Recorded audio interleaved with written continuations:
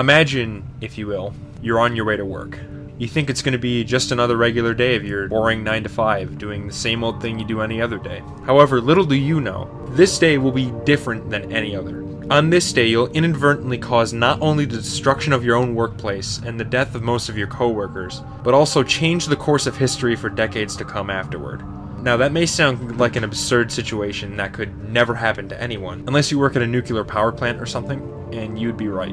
But that exact premise forms the basis of one of the most prominent, influential, and beloved IPs in all of gaming history. You saw the title, you can see the footage on screen. I'm of course talking about Half-Life. This is a series I believe needs no introduction, which I say a lot, but I'm serious. It's only, one of the most praised game series ever, but not everyone was familiar with these things, so I'd say at least some context is needed. Back in 1996, two former Microsoft employees by the name of Gabe Newell and Mike Harrington came together to found the studio Valve Software. Both were interested in game development. In fact, during his 13-year tenure at Microsoft, Newell had experience developing Windows, as well as the Windows 95 port of Doom. This made them perfect candidates for game development, and they would quickly begin work on their first project, which was a horror-themed first-person shooter, taking after the likes of id Software's Doom and Quake. In fact, Valve licensed the Quake and Quake 2 engines for use in their game, which they would modify into what would become the Gold Source engine. Their project had the working title of Quiver, which was eventually changed to Half-Life to fit in with the game's sci-fi horror elements. It was picked because it was not only a scientific term referring to the rate of decay of atoms and particles, but also wasn't cliche and had the corresponding lambda symbol to go along with it. Valve aimed for the game to, quote, scare you like Doom did, and got pretty ambitious with it. So ambitious, in fact, that they struggled to find a publisher. Eventually, though, Sierra picked them up and offered to publish the game. It was originally planned to release in 1997, but it had to be majorly reworked and delayed to the next year. When Half-Life did come out in 1998, though, it was met with universal acclaim and set a new standard for the FPS genre. I'll put it to you like this way. If Doom was the Super Mario Brothers of FPS games, then Half-Life was no doubt the Super Mario 64 of the genre. It would also go on to spawn one of the most beloved franchises ever, as well as putting Valve on the map as an industry legend. But like I said, you probably know about this already, especially if you're into PC gaming. However, and I have to confess, for as interested as I am in this series, I haven't played it yet. I know, shocking. Several Valve games are some of the most important ones in my entire life, and yet I haven't experienced what many consider to be their signature IP. Well, that all changes today. Or, however long ago, because technically by the time I'm making this video, I would have played the game. You know what I mean. Last summer, I've once again remembered how fascinating I find this series, and decided there's no time like the present to jump in and play them for myself. The closest thing I've actually played to these games is Gary's Mod, which was fun as all hell to mess around with, but now I actually want to go back and get into its parent series once and for all, and I might as well make a video chronicling my journey while I'm at it. Will I find this series to be as great as everyone says? Well, only one way to find out. I picked up the Half-Life Complete bundle on Steam, and now own all the games and their expansions. Some ground rules first. I'll be taking a look at 6 games. Half-Life, Half-Life 2, and their expansions. No Half-Life Decay because that's multiplayer only, and I have no friends. No Half-Life Source because that one is the same game as Half-Life 1, but worse. No Black Mesa because I don't own it, and the less said about this thing, the better. Isn't every villain a hero in their own story? Not in this one. I think covering 3 games per engine is way more congruous anyway, and I kinda wouldn't want to ruin that. This video is going to be a little different from how I usually do them, but it's one I'm super pumped to do nonetheless. So let's travel back in time to 1998 and kick this son of a bitch off with the original Half-Life. As I shown in the intro to this video, Half-Life opens up with a showcase of the Gold Source engine. I must admit, while the visuals themselves do look dated, I really appreciate the atmosphere here. In this game, you take on the role of Gordon Freeman, an employee at New Mexico-based scientific research firm Black Mesa. You start out on a tram riding to your workplace to the anomalous materials sector. Sounds pretty dangerous. I'm sure absolutely nothing will go wrong. While this tram ride is a bit on the long side, I like the imposing atmosphere it sets up, like I said. It gives you a sense of the sheer size of this place. Black Mesa was apparently a former military base dedicated to intercontinental ballistic missile launch silos, and it really feels like it. All around you, there's trains, helicopters, and even giant mechs meant to move crates or something. Valve really set out to create a memorable setting for their first game, and it shows even in this opening segment. Anyways, what's the plot of Half-Life? Well, Gordon Freeman is running late for an experiment experiment he's scheduled to partake in for his anomalous materials research job. When he gets there, he finds out that things are going haywire. The security guard at the entrance says there was a system crash a little bit before his arrival, and the equipment is suffering from all sorts of malfunctions. It's all because of an unusual crystal sample collected from the alien border world of Zen, which the department had discovered some time ago. They were working on some sort of teleportation technology, which Gordon had written his PhD thesis on when graduating from MIT. Well, this sample, obtained through dubious means, is the purest one yet collected, which prompted the administrator to order the research equipment to be boosted to 105% strength to get a conclusive analysis. Something sure seems fishy about all this, doesn't it? Almost like these things are too perfectly lined up to not have something more going on. We'll talk about that in a bit though. This opening section has an unprecedented amount of interactivity to it that's still amusing to this day. You can run around, bother your scientist colleagues, and even blow up someone's microwave casserole. My God, what are you doing? It's mind-boggling how this seemingly quaint little game from 1998 has a more lively environment than some released even today. And I haven't even gotten to the main gameplay yet. I mean, I'm not saying it's the most impressive thing in the world. I'm sure it was more novel back in 98, but, you know, it's still amusing. You could easily spend a little while here just fucking around and taking it all in. Regardless, I have to move on at some point, so let's get back to the story. Gordon heads to the locker room and picks up his hazardous environment, or HEV suit, while this banger plays in the background. Atmospheric contaminant sensors activated. Vital sign monitoring activated. Automatic medical systems engaged.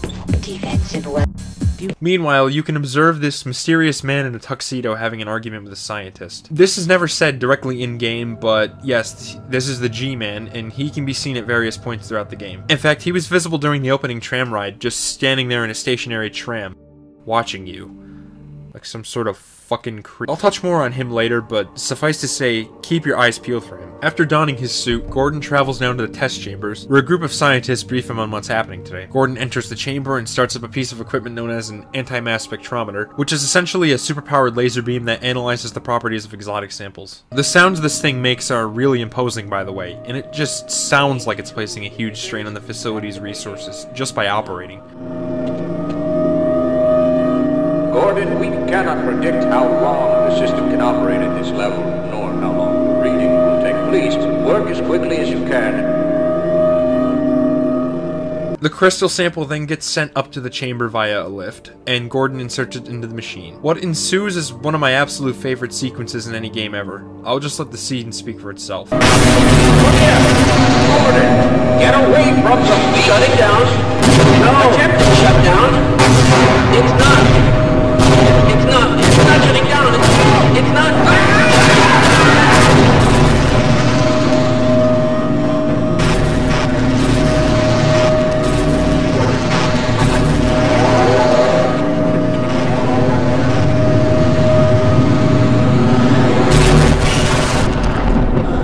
Jeez, man.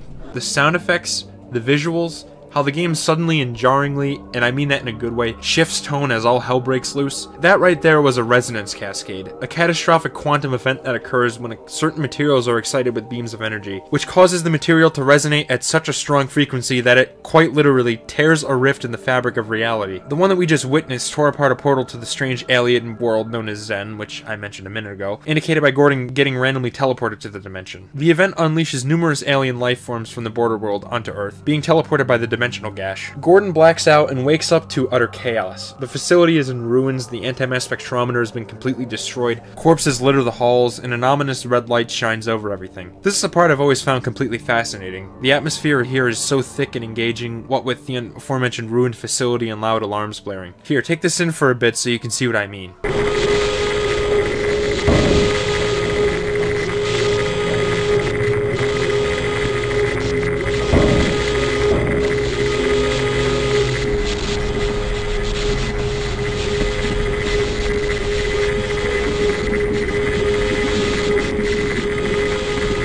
Just perfect. Years before I even played this game, I knew about this scene, and since first seeing it, I've been completely enamored with this franchise. In fact, I think it's the entire reason I eventually decided to play it for myself. In short, this game makes a phenomenal first impression. It's not as action-packed as something like City Escape, but makes up for that with its incredible atmosphere and all the build-up that goes into it. This is the kind of opener that leaves an impact and makes you want to see more. Immediately after this killer inciting incident, you're launched into the first proper gameplay section. Yeah, in this game, there really is no segregation between gameplay and story. The two are intertwined and complementary. complement one another. Really, this all comes down to the perspective. The entire game, from beginning to end, is entirely seen from a first-person perspective that's never ever broken. No matter what crazy shit happens around you, it's all seen from Gordon's eyes. He also doesn't speak a single word, so it really feels like Valve was trying to put you in his shoes and make the game feel more true to life. Not only that, but the chapters are all directly connected, making Black Mesa seem like a plausible location rather than a series of video game levels that only exist because of game. I absolutely love it when games have worlds that seem interconnected like this. It's the kind of thing that only a video game can do, and the fact Half-Life is so committed to it is admirable, not to mention revolutionary for when it released. It greatly enhances the world building and makes the whole thing seem more authentic, like you're controlling a real person, and it perfectly meshes with the gameplay. Speaking of which, I'd better discuss that gameplay. As you all know, Half-Life is a first-person shooter, so it revolves around, well, shooting things. Obviously, those aliens that were unleashed in the Resonance Cascade will be your primary enemies, and their designs are super freaky. You have the head crabs, which lunge at you and cling onto people's heads, transforming them into mindless zombies, the bull squids, which spit acid in your face, hound eyes, which produce sonic booms that can paralyze things, vortigaunts, which can shoot lightning that deals massive damage, barnacles, which sit idly on ceilings and pull up their prey with a sticky tongue, and so on. To be honest, their AI is pretty simplistic, really only being challenging when they can ambush you, but, you know, it's still effective. Later on, more advanced enemies get introduced, but I'll talk about them as they come up. For now, you're seemingly helpless in this situation, being forced to carefully check around the facility so you can make it to the surface and call for help. Of course, a shooter wouldn't be anything without a solid arsenal of weapons, so let's discuss the ones you get in these opening hours. The first one you pick up is the iconic crowbar, the only melee weapon, and a tool to break supply crates or vent covers. Alongside this, there's the Glock pistol, a pretty useful option in the early game. I typically use this against head crabs as it can kill them in 2 or 3 shots, or to destroy trip mines from a distance. Admittedly, it becomes a little less useful later on in general situations, but because of this, I almost always had enough ammo to take out the smaller, more pesky foes with ease. Soon afterward, you unlock the shotgun, an extremely powerful short-range option, and grenades, which function as you'd expect despite feeling a little weird to throw.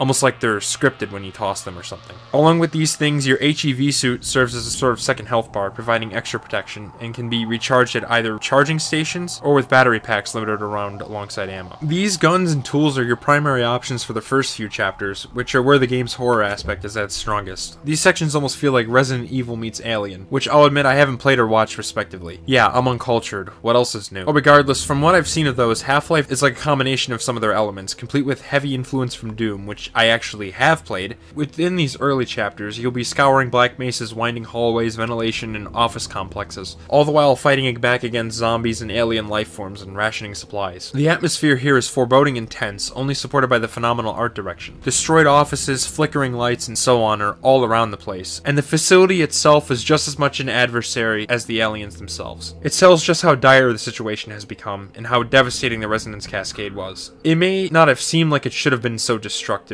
but it's caused irreparable damage to the facility, and Gordon now has to fight his way out. Yeah, I get it, the graphics are dated. The models can look weird and the textures are kinda blurry. Those things are true. This is a game from 1998 after all. But honestly, the art direction makes up for it. Black Mesa is such a fascinating setting for a game, and considering a certain other Valve game, I can't get enough of a large underground scientific research facilities with absurd architecture and crazy technology. I guess the only criticism I have is that a lot of it is the same thing. It's basically just traveling through Black Mesa the whole thing, but if that's the worst criticism I can muster, then it's doing pretty good for itself. Hey, Dr. Newell's scheduled Chaos Theory R&D. Clever joke, but why does that name sound familiar? You know, I just can't put my finger on it. Honestly, and this goes for the entire game, I found it hard to stop playing. Half-Life's combat is engaging, satisfying, and doesn't really get old. Just as things are about to get samey, the game shakes things up with platforming or exploration-centric levels that give you a break from the tense and oftentimes intense shooting. While platforming in the first person is often not the most fun thing in the world, and the controls can be slightly oversensitive, I don't find the platforming in this game to be all that much of a nuisance. Maybe that's just the platformer fanatic in me speaking, but really. For the most part though, you'll be fighting enemies throughout the game, which I easily consider the best part. And like I said, it's difficult to get sick of it. Even in a few of the later levels, where I have some critiques to discuss, which I'll get to in a moment, I couldn't stop because it's just a lot of fun, really. Anyway, things take a turn within a few levels. The scientists attempt to call for the military to help them, complete with really entertaining dialogue. For God's sake, open the silo doors! They're coming for us! It's our only way out!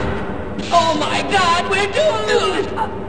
However, as soon as you encounter a member of the Hazardous Environment Combat Unit, or HECU, a fictional branch of the United States military they made up for this game, it quickly becomes clear they aren't on your side. In a moment of environmental storytelling that literally everyone talks about, you witness an officer murder a scientist. The soldiers aren't on a mission to rescue the science team, they're here to clean up the incident and silence Black Mesa in a mass cover-up scheme. Typical military-industrial complex shenanigans, pretty much. And then I could talk about how brilliant that moment was, but like I said, you probably heard it before, so, anyway. This brings me to another one of Half-Life's strongest aspects, how it tells its story. While the idea of an alien invasion is nothing new, I mean, probably every first-person shooter has some aspect of that around this era, the way this game goes about telling this story is super interesting, so it feels original. I've already touched on the intro and resonance cascade scene, but it's more than just that. Pretty much every level has some sort of setup and reason to exist, all serving as the perfect background to Gordon's quest to escape the facility and put an end to the disaster. And the gameplay and story are blended together so well it's sometimes hard to tell where one ends and the other begins. A lot of it is done through scientists speaking to you, but because of the game's commitment to the first-person perspective and a silent protagonist, it feels like people briefing you on what's happening rather than just cutscenes in a video game. You also don't have to listen to dialogue if you don't want to, so these things don't kill the pace. Of course, as this is a retrospective video, I mostly listen to all the dialogue to absorb the story. That said though, you're able to walk past almost anyone without listening to a word they say. You also have the option to, no joke, kill literally anyone you want. There are certain instances where doing so causes an instant game over, but for the most part, they let you go wild killing Black Mesa's staff to your heart's desire. It can be pretty funny, and I'm sure Valve were laughing their asses off while developing this feature. I'm slowing you down, am I?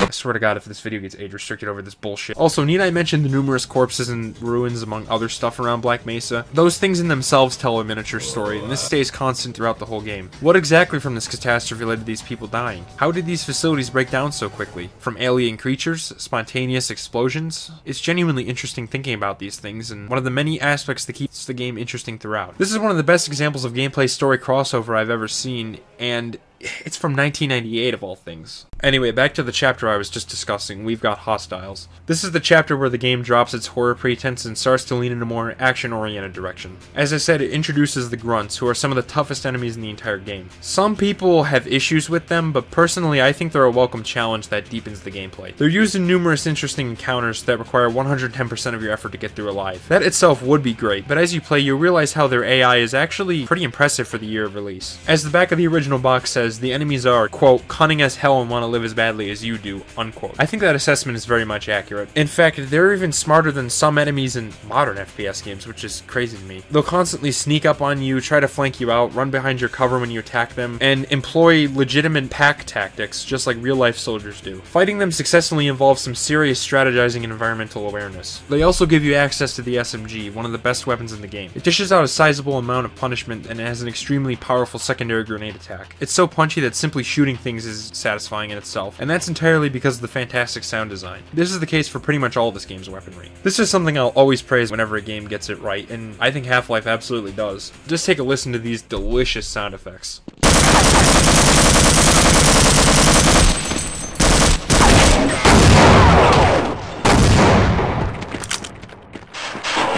With these two factors combined, tough AI and satisfying weapons, you get dynamic encounters that provide way more tension than what was typical of shooter games from this era, which essentially relied on large enemy counts to make up for their relatively simplistic AI. While I haven't played that many old shooters, from the ones I have, Half-Life probably has the most engaging combat loop, all things considered. It emphasizes a playstyle that's somewhat more methodical and less focused on raw skill in comparison to other shooters of the 90s, but that's not to say it's any less enthralling. Most encounters in this game are best dealt with using your brain rather than your brawns, unlike what the scientists might say to you. My brains and your brawn. I'll stay here. Excellent team. Anyway, with that in mind, your wits are by far your most important asset on the battlefield. Very fitting with Gordon's profession as a theoretical physicist, I might add. In fact, I'd say combat can even be boiled down to resemble puzzles more so than traditional fights per se. Practically every weapon in your arsenal is a useful tool to outsmart enemies. I already went over the SMG, which is your all-arounder. The shotgun is great for when you're up close, course, several weapons are best for long-range fights, and explosives are the best for crowds, obviously. Hell, they can even cause the grunts to briefly duck for cover, whether it's normal or SMG grenades, or even the remotely detonated satchel charges, giving you a moment to lay into them. The soldiers also can't shoot while moving, which is the most opportune moment for you to peek out of cover to return fire. It's all pretty intricate, and if you want a way more detailed explanation, I would recommend Leadhead's video on this topic, which I'll link in the description for those interested, because like I said, she provides way more detail than I could ever give. However, with all that said, I do have some minor quibbles to bring up. As fun as the grunts are to fight, they can be a little bit much for newcomers. On my initial run, I encountered some annoyances with them, and I think it's because most enemies on this game rely on hit scan for their attacks. Now you're probably wondering what the hell that even means, so let me explain pretty quickly. Hit scan refers to when a weapon casts a ray upon firing, which scans for hitboxes in its line of sight. If the enemy has a direct line of sight to you and they fire, they're going to hit you 100% of the time. In practice, this is totally fine, but because of the speed at which the grunts attack you, it can sometimes make certain moments a bit of a pain. Unlike Vortigaunts, which signify their attack and thus give the player a chance to move out of the way, the grunts give little warning before they unload into you. From a storytelling perspective, this makes sense. Real-life soldiers would immediately fire upon seeing a hostile, but in terms of gameplay, it means that avoiding damage completely, even when effectively using cover, is virtually impossible. To attack them, you have to peek out of cover, which means entering their direct line of sight, therefore opening yourself up to damage. Of course, that's just how shooter games work. What I mean is, because the damage is from hit scan targets that are pretty damn accurate and attacking really fast, you're probably going to take at least some damage even if you're really good at the game. Unless you're like a superhuman crowbar only, no damage speedrunner, but I'm talking about regular humans here. Come to think of it, this issue also affects some other enemies later in the game too. Moreover, the grunts' tendency to toss grenades can get in the way for a first timer. I don't mind the idea of having to dodge grenades, and they at least make logistical sense. I mean, yeah, of course these US soldiers will throw them at you, duh, no shit, Sherlock. Thing is, while they do have a distinct audio cue and are visible if you're paying attention, on occasion they can come out of nowhere and blow up in your face without warning, instantly killing you or taking a huge chunk of health. In some situations you can move out of the way in time, but in others, not so much. It's not like it happens constantly, but there are those certain sections that provide the perfect conditions for it. For instance, the modern Major General encounter, if you know you know, in particular was kind of a pain my first time around, because triggering the soldier's AI and ducking back into the cover in the tunnels can cause them to liberally toss grenades. Now, I don't want to make a mountain out of a molehill and act like these are huge, inexcusable problems that ruin the game, because that would be silly of me, as it's simply not true. Valve recognized these weaknesses and thus made health and suit power resources, whether pickups or charging stations, relatively common, especially if you're keeping an eye out for the nooks and crannies where they can be hiding. Also, and I'm just going to be frank, if you've gotten used to the AI and flow of combat, it's more than possible to keep a reasonable amount of health and kill the grunts before they're able to overwhelm you or blow you up with grenades. Well, unless you're a little bitch baby who sucks at games like, not me, that's for sure. So if you know what you're doing and can adapt, Half-Life is a very engaging game with a sizable amount of replay value. It's just that your first time around, it's possible you could encounter some minor headaches because of the stuff I just pointed out. It's the kind of thing that requires getting good and putting a fair amount of time into the game, which to the right person could be frustrating. Personally, I don't mind it because I like the challenge, but like I said, the grunts will usually always hit even the most skilled of players because of their attacking speed is all. Not that that's a huge problem, but you know, still a thing. Which leads me into another criticism I have of Half-Life, and in my opinion it's the game's biggest flaw. Not infrequently, there's sudden dangers that seem to be placed in there on purpose as a sort of noob trap. It may be trip mines sneakily hiding behind boxes, grunts wielding rocket launchers hiding around corners, set pieces that fall out of nowhere and take a chunk of your health and kill you outright, or sometimes even enemies teleporting behind you and attacking without warning, particularly Vortigaunts, and taking a huge chunk of health out. It feels kinda cheap and makes the game come off as more dated than it otherwise would. Also, you've no doubt been hearing my inserts in this section. Well, that's because I've had to rewrite this part of the script like more than once, because I really wanted to nail down my feelings on this aspect, because it's a huge part of the game. That's why the voiceover sounds really weird and jarring. So,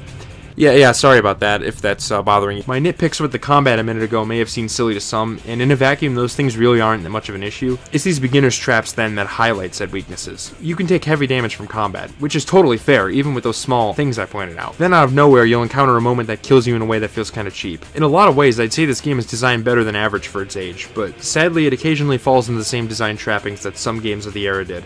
A shame truly. Oh well, even with those moments occasionally leading to a cheap death, I can still say I enjoyed this game, especially after coming back to it and really giving it the time needed. I'm always one to go back to games to get better at them and learn to work around their flaws, whatever they might be, and through learning and practice I can breeze through this game in like 6 hours or something and enjoy every minute of it. Not to say it's easy, but I like that about the game. It's more than fair while still remaining challenging and well paced, which makes it such a fun experience to come back to over and over again. Half-Life is one of those games with a learning curve, and one which incentivizes you replaying it with the promise of being able to blast through it, no pun intended, through skill mastery and learning, which is my favorite kind of game, as you should all know by now. I'm sure I'll come back to it, getting better and honing my skills more and more with each subsequent playthrough, and I'm sure the surprisingly good enemy AI will manage to keep it interesting each time. It's just unfortunate that it sometimes has annoying death traps, whether intentionally or not, because it feels sloppy in comparison to how tightly designed the game's other aspects are. Once you know about them, they're not a problem anymore, and usually you're given a fair amount of resources to counteract the damage taken, but because of how they can affect newcomers' experiences, I'd say there's still an issue worth bringing up. Regardless, after fighting through to a surface elevator, Gordon then enters Blast Pit, which is a poster child for a lot of the things this game does in its level design. You have to take down these 3 terrifying tentacles in the center of this old missile launch silo. Don't worry, this isn't going where you think it is.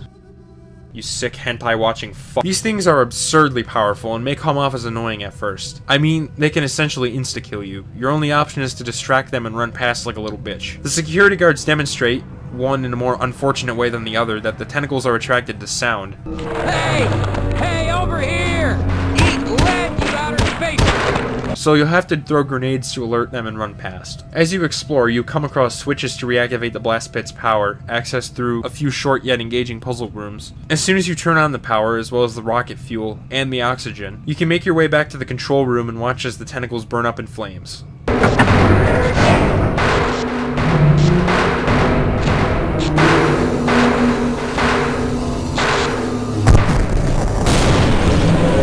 That's what you get for murdering me, you slimy, disgusting hentai bastards! That perfectly encapsulates this moment. It's so satisfying to solve the puzzle and watch as this obnoxious enemy dies in a supremely gratifying fashion. These kinds of things are when I believe Half-Life's level design is at its absolute best. When the shooting, puzzle solving, and platforming are balanced and play off of each other. I still enjoy this game when it's primarily focused on shooting, sometimes platforming, or even puzzles by themselves, as switching between them keeps things fresh. But the levels that stick out in my mind as the peak of what it has to offer manage to blend all 3. On the whole, the level design of Half-Life is complex, but not so maze-like as to lack direction. I mean, it is more linear than something like Doom or Quake, but it still has some engaging exploration, while not going so far that it's incomprehensible. Ambitious, but not too over-designed for its own sake. I'll concede that it could occasionally take a little bit to figure out where to go, but I'll blame my stupid dum-dum idiot impatient monkey brain on that one. For the most part, this game is designed near perfectly to wring out every last bit of exciting combat and satisfactory exploration it can achieve. Not only is it fun on its own, but it's also a playground for player expression. Just like Doom, I appreciate Half-Life's willingness to be something more than just an on-rails cover shooter. Not that I know any series that fall into that category. Okay, enough with the jokes about modern shooters, you get it already. Want to know another reason I love Blast Pit? It's the level where you get the Magnum, right near the end after taking out the tentacles. It's the final gift this level has for the player, and holy hell, it sure is a gift. The Magnum is easily one of the game's best weapons. It's basically another pistol, so you may expect it to be weak, but that's absolutely not the case. This gun packs quite the punch, and from a decent distance too. It's basically a handheld sniper rifle. There is one weapon later on that's closer to that, but I'll get to that when I get to it. Even then, I prefer the Magnum over that particular weapon personally. It takes some skill to properly use because its shot is very precise, but if you can pull it off, it's easily one of the most satisfying things in an FPS. For most enemies, one shot with the Magnum is enough to put them out of commission. This includes the HECU grunts, whom it can obliterate in a single shot if you aim for the head. That's not even mentioning the sound design, one of its best aspects. When you pull that trigger, it just sounds like you did massive damage to the enemies, and I'm here for it.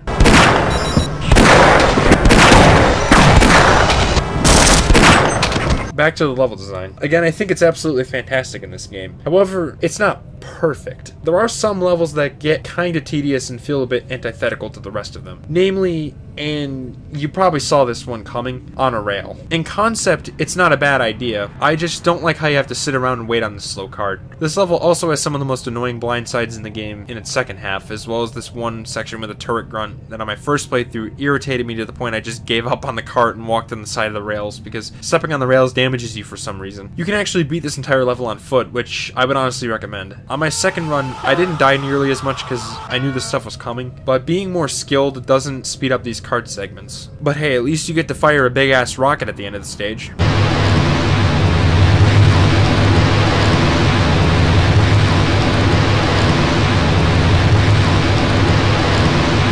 These kinds of levels are the exception to Half-Life's otherwise spectacular gameplay, and it's a real shame they're even here because the gameplay loop itself is so intoxicating. But hey, even On a Rail has some pretty fun combat moments. And this is gonna sound really stupid. I like the sound the train makes, okay?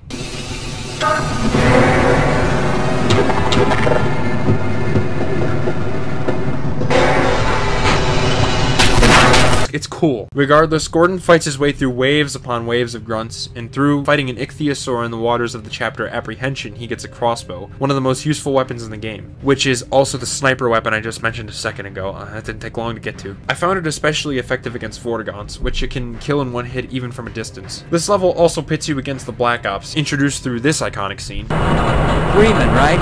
I've got a message for you. Make sure you don't...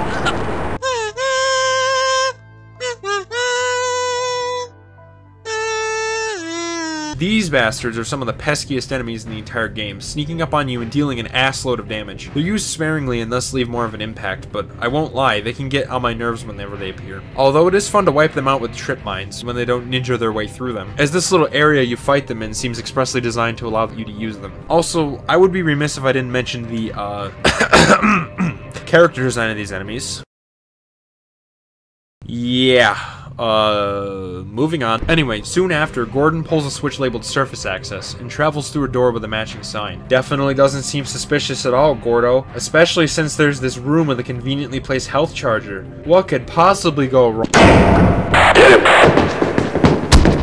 Oh, you dirty son of a... So, yeah, Gordon gets ambushed by a bunch of grunts in one of the rare moments in the game two maps are not directly connected. I'd normally think that'd be a reason to be a little bummed out, since that awesome interconnected flow this game's maps have is temporarily broken. But for the purposes of this scene, I don't really care that much. Gordon's captors take away all his weapons and throw him into a trash compactor, which he narrowly escapes. This leads into the chapter called Residue Processing, which serves as a sort of callback to the earlier sections where you felt more helpless. While Gordon was more vulnerable than other FPS protagonists of that era, compared to some others from later games, he is kind of a super soldier in some ways, you know, with being able to carry all of his weapons at once and all that, so it's a neat change of pace to go back to that more tense atmosphere the early game had. For some reason, most people seem to loathe this chapter, and I get it. It's definitely one of the game's weaker moments along with On a Rail, but I honestly thought it was better than that chapter. It's a stage that's primarily focused on platforming and navigation rather than combat, which isn't necessarily this game's strong suit. I can tolerate it, but I definitely wouldn't choose to replay this chapter over the others, because it can be a little confusing to navigate, and it's ultimately kind of slow-paced and just not the most exciting thing. Anyway, Gordon manages to escape this underbelly of the facility, entering the chapter Questionable Ethics, another area this game's environmental storytelling shines. It's all down to these creatures held captive in the depths of the facility, calling into question just what the hell Black Mesa is doing to them. Are we really the good guys here? Evidently, Zen wasn't just something we discovered today, which I already spoiled, but, you know,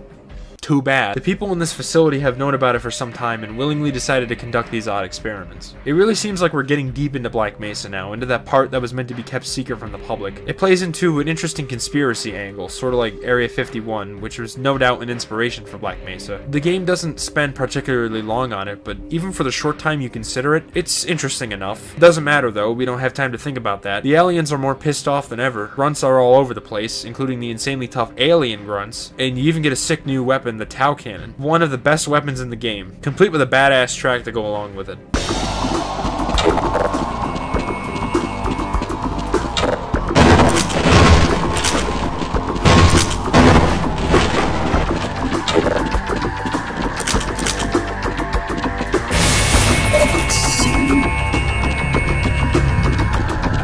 It can be fired normally with left click, or charged up with right click for a stronger blast.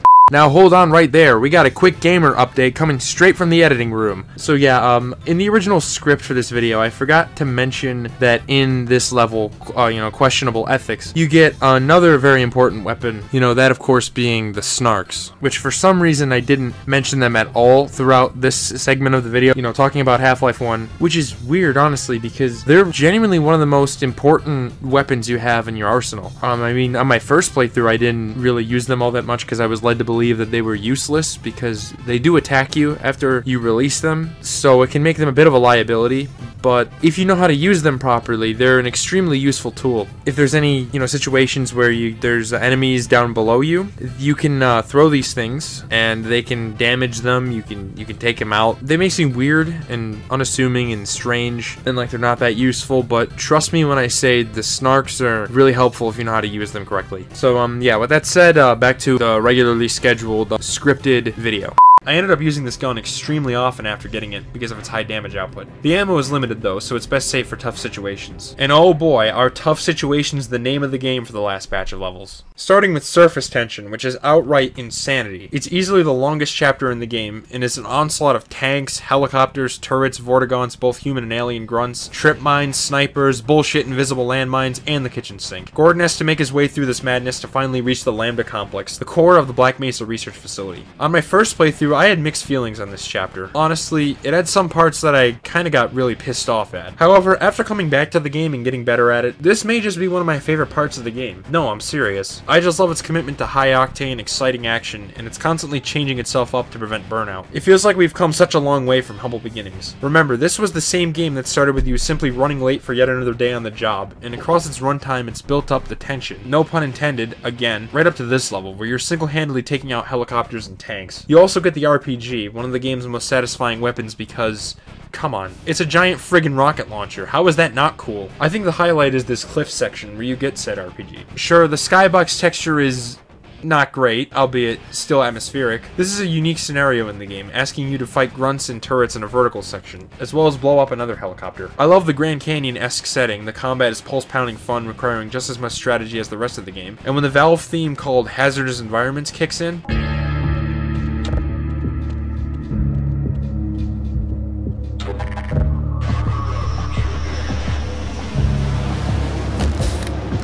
oh my god, it's so good. This section is great. It's a part of the reason I played this game again too, because I forgot to record this entire section to my original playthrough.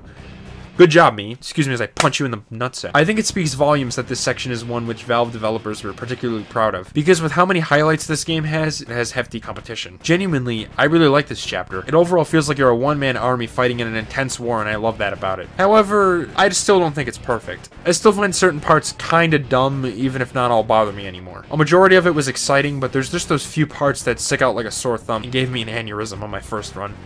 Okay, that's hyperbole, but anyway, the snipers and grenade spam are the parts I disliked. I found them easy to deal with this time around, but I'll never forget how annoying they were when I first played. It also gets tiring by the end because of how long it goes on for, and the landmines can suck me. Those mines get a special mention. Invisible landmines. Doesn't that sound like fun? Well, guess what? It isn't. At least you can blow them up with explosives of your own, and apparently shooting them, which I'm extremely thankful for, but you can't expect the player will have them. Hell, on my second run, I was lucky to have SMG grenades to clear them out, because I was empty on all other explosives. Also, I'm not huge on that part where you have to dodge trip mines to prevent sending off nukes, though it is funny when you accidentally trigger one, and it suddenly goes from quiet to nuclear annihilation in a split second.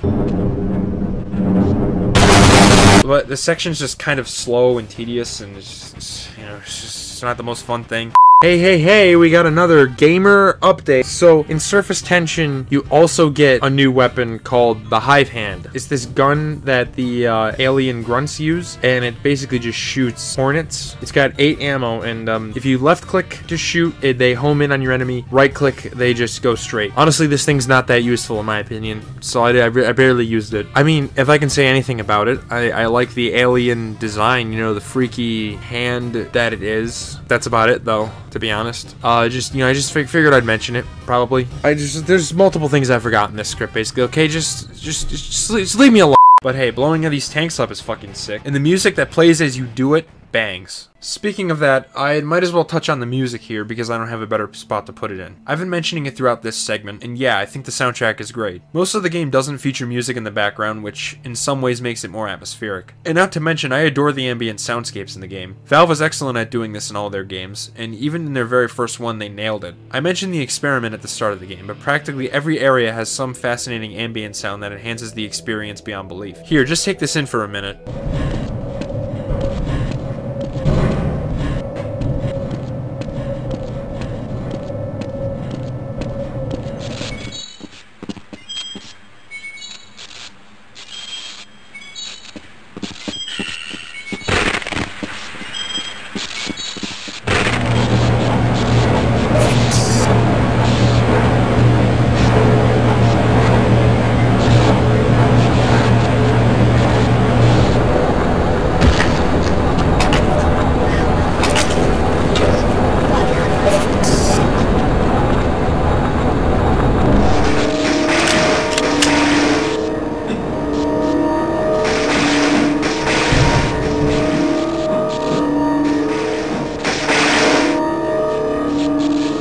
See what I mean? Anyway, the music. What I was talking about a second ago. This game doesn't have a lot of it, but when it's there, I love it. If anything, the lack of music for most of it only places emphasis on the moments that does play in. Whether it's the foreboding vague voices in the introductory tram ride. Good morning, and welcome to the Black Mesa Transit System.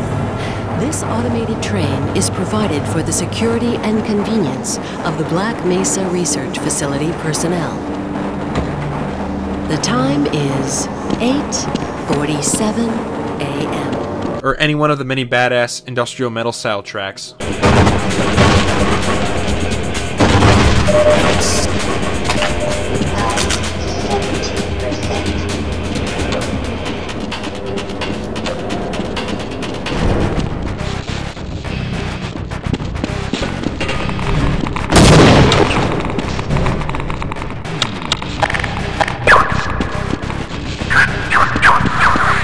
It's perfectly fitting for the atmosphere of the respective areas it plays in. It makes it feel almost like an action movie at times, which is really cool. Kelly Bailey, this game's composer, really knew how to write music that fits the tone of the gameplay insanely well. In any case, back to the campaign. After Gordon survives the gauntlet of surface tension by the skin of his teeth, the HECU realizes that he cannot be stopped. So they decide to cut their losses and retreat from the Black Mesa facility, but not without marking it as a target for their airstrikes. This becomes immediately apparent, as parts of the facility begin to collapse in on themselves.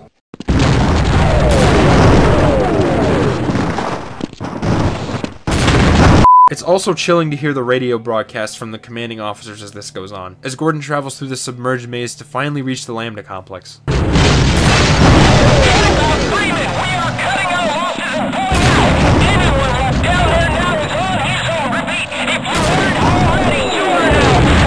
This area is technically the retail version of the Communications Center, a chapter from the beta version that was axed during pre-release. By the way, I don't know if it's just me, but good god is the 1997 beta of this game cursed, and I mean in a genuinely disturbing way. It just looks so ugly and off-putting to me. The security guards especially look downright uncanny and bizarre. Later on in development, the game was drastically reworked, which I think was for the better. It looks so much better now. Ugh, sorry, I got sidetracked again. What was I talking about?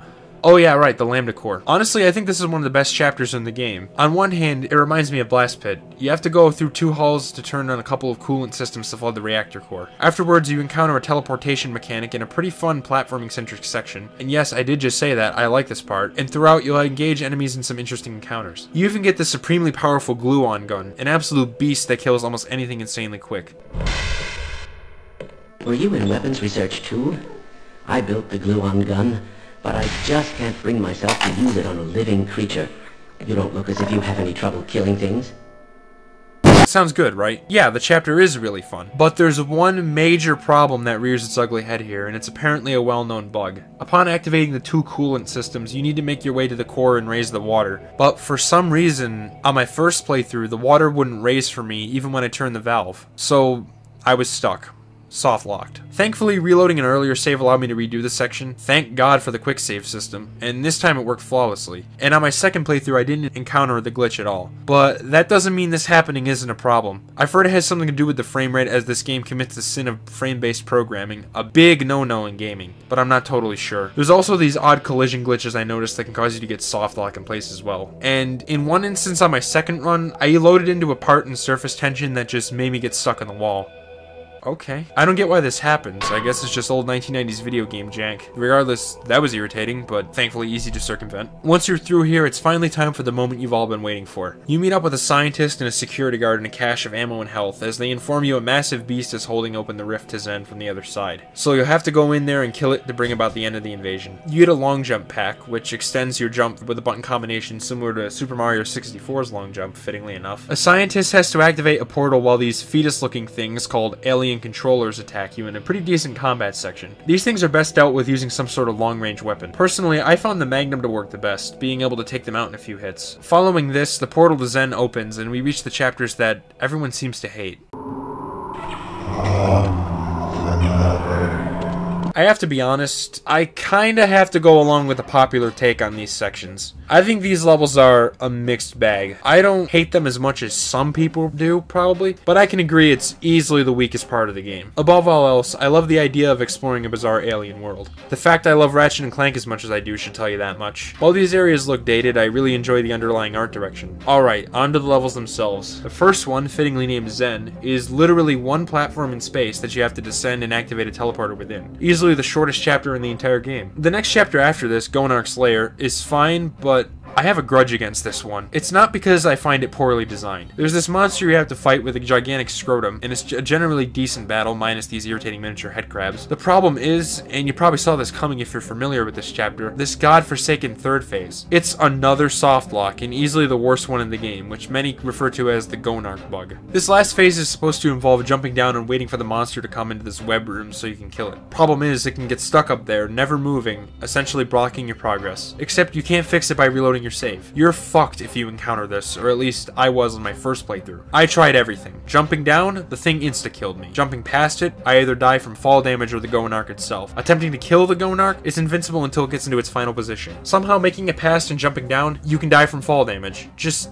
why, man? I can get over the surprise deaths as obnoxious as they could be. You can learn and adjust your playstyle to be more careful and methodical, but this is where I draw the line. I have no shame in admitting that I no-clip past this part my first go-around. Thankfully, you can just destroy the ground with your crowbar, so this didn't completely halt my playthrough in its tracks, but come on, this shouldn't even be able to happen in the first place. Oddly enough, though, on my second run, this didn't happen and the third phase worked just fine, so I can actually show you what it looks like. I guess I can't be too mad. I wasn't missing all that much in the first place, but still. The player should not be able to get soft-locked. Not at all. I find that shit inexcusable no matter what game it is. Oh well, at least the next chapter is a little better in this regard. Interloper is loathed by many people, but I honestly don't find it to be that bad, at least initially. Then again, that is by Zen standards, so that's not a particular high bar to clear, but still. I found some of the early combat sections to be fine enough, and the exploration was decent. It has some cool goodies you can find in the second area. Admittedly, it does begin to drag by the end, and the slow health rechargers are super tedious. I also think the sheer amount of enemies thrown at you near the end is annoying and makes the level drag, as if the other elements hadn't already. The factory section is easily the worst offender. I can agree, this part is pretty damn tedious. This isn't a chapter I would willingly replay over others, nor one I would replay by choice in general, but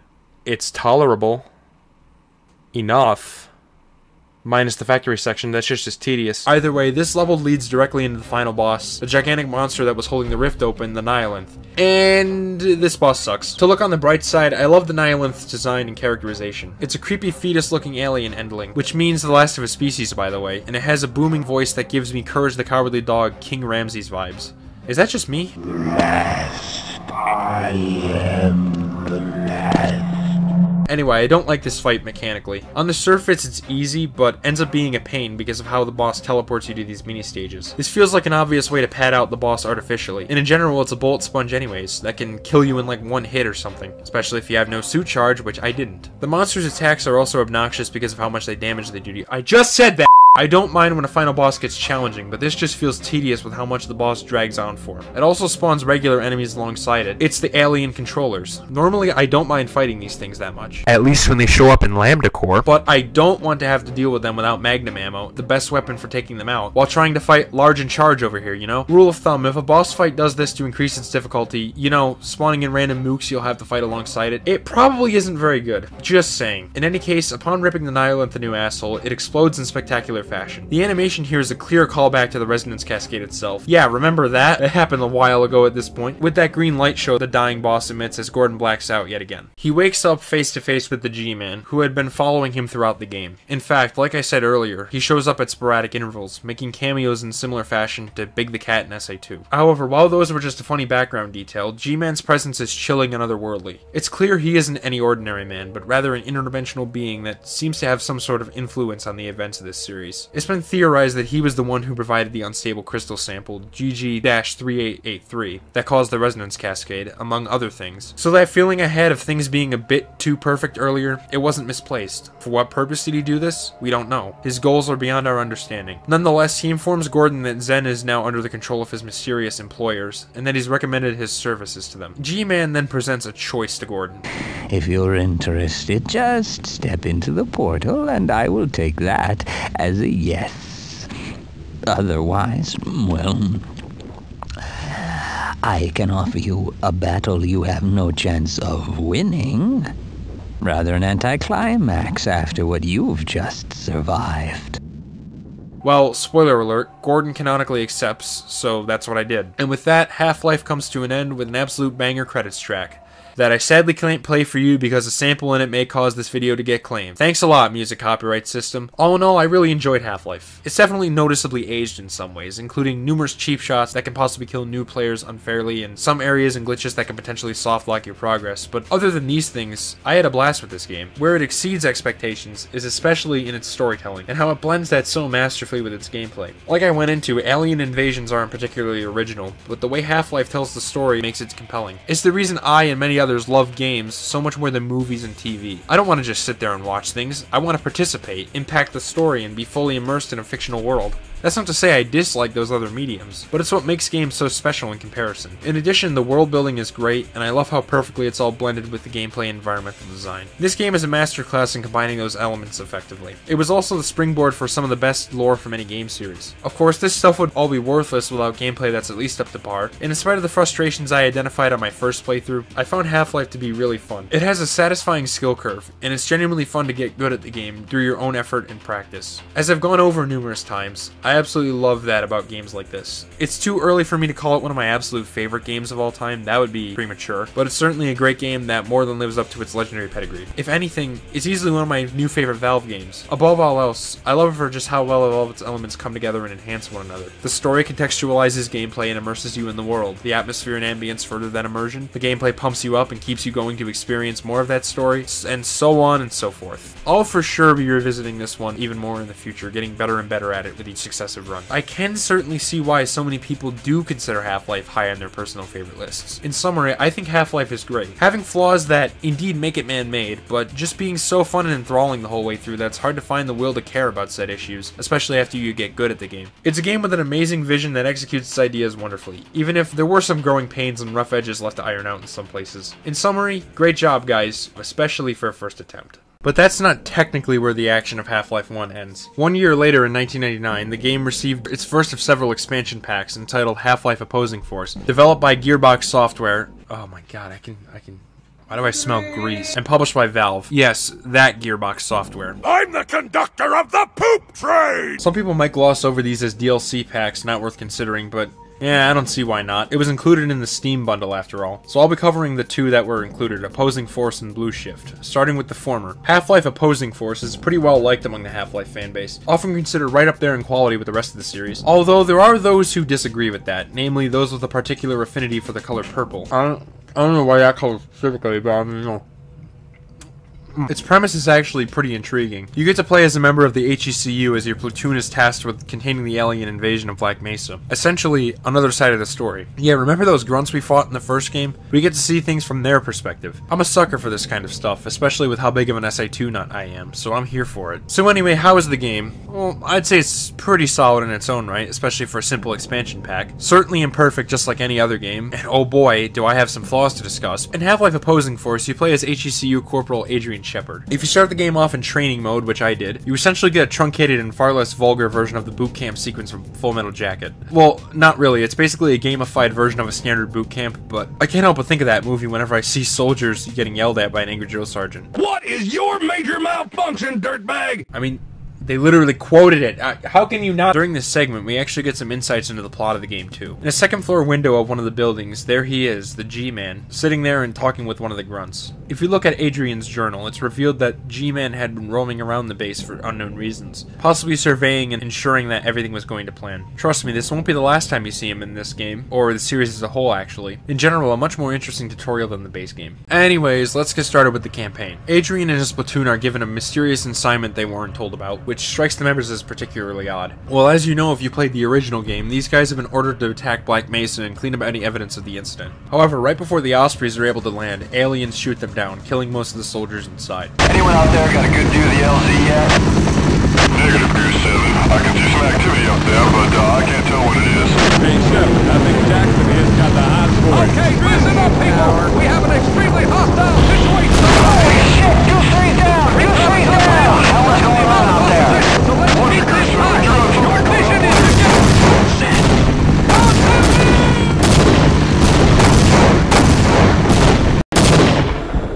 Adrian manages to barely escape with his life, after which he's nursed back to health by a scientist. Yeah, even though the HECU were seen attacking and killing these guys in the base game, this scene reveals that the army wasn't as malicious as they seem, and were rather similarly just people trapped in a crappy situation. I mean, some dialogue in the base game did hint at this, but it's here where you get to see that outright. Adrian then sets off on a mission to reunite with the surviving members of his team, and fight his way through the Black Mesa facility, after he discovers that the troops are withdrawing from the base. I think the thing I love most about Opposing Force is, as I said, the fact you get to see a different side of the story. That's something these expansion packs are renowned for, particularly this game, and one factor of why Half-Life storytelling is so revered, the way it's all presented. It's just so cool to play from the eyes of another person in this incident. You even get some crossover events that confirm when or where in the original game's story this takes place. For example, the intro shows the cliffside from surface tension, and later on Adrian explores the same hydroelectric dam that Gordon did in the same level. There's even this moment.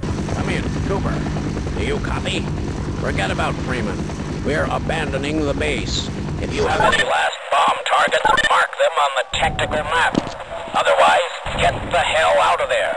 Repeat, we are pulling out and commencing airstrikes. Give us targets or get below. I can't get enough of this kind of stuff. I know, maybe this is the Sonic Adventure era fan in me speaking, but really, it works wonders in expanding the story of this series in an intriguing way. However, this game also has some new story elements, and that's where the new enemies you face off against come in. Opposing Force has many of the Half-Life staples, such as headcrabs, zombies, houndies, vortigons, and even an ichthyosaur, but it also features its own cast of baddies by the name of Race X. That does present a slight plot hole given that Gordon never encounters these guys during his adventure, but I'm willing to overlook that. They mostly appear after he's already traveled to Zen anyways. These guys are a bit all over the place in my opinion. Several of them are worthy additions to the Half-Life enemy cast, and at the very least, I love all their designs, but a few of them can get really obnoxious. I'm specifically referring to these stupid shock soldiers. They attack quickly, move quickly, deal out boatloads of damage while taking near nothing in return, and even spawn in a secondary enemy when they die. Oh, and they're often placed around corners for some of those wonderful noob traps that I love so much. Other than that, however, these enemies offer a solid challenge. That includes the Black Ops, who are the primary human enemies in this game. As it turns out, these guys were never on the side of the HECU in the first place. And I never noticed this until now, but the Black Ops in this game, the male versions, are actually literally just reskinned grunts. So yeah, I don't really have anything new to say about them. You know, it's got the same challenging AI, same tactics. They're probably, once again, the best enemies in this game. As for how the levels play out themselves, it's once again a healthy mix of both combat and puzzle sequences. Some levels will be an all-out war, while others will focus on slowing down and exploring. I especially enjoy the chapters where all those elements are balanced well, combining to form a satisfying whole. One example I should probably address is the Pitworm's Nest, which is pretty much just a knockoff of Blast's Pit from the base game. That's not to say it's bad though. You have to take down a giant strong enemy by traveling through some puzzle areas. Turning on the valve and gearbox switches, very clever guys, will allow you to flood the area with toxic waste, killing the beast as the most awesome siren sound effect plays once again.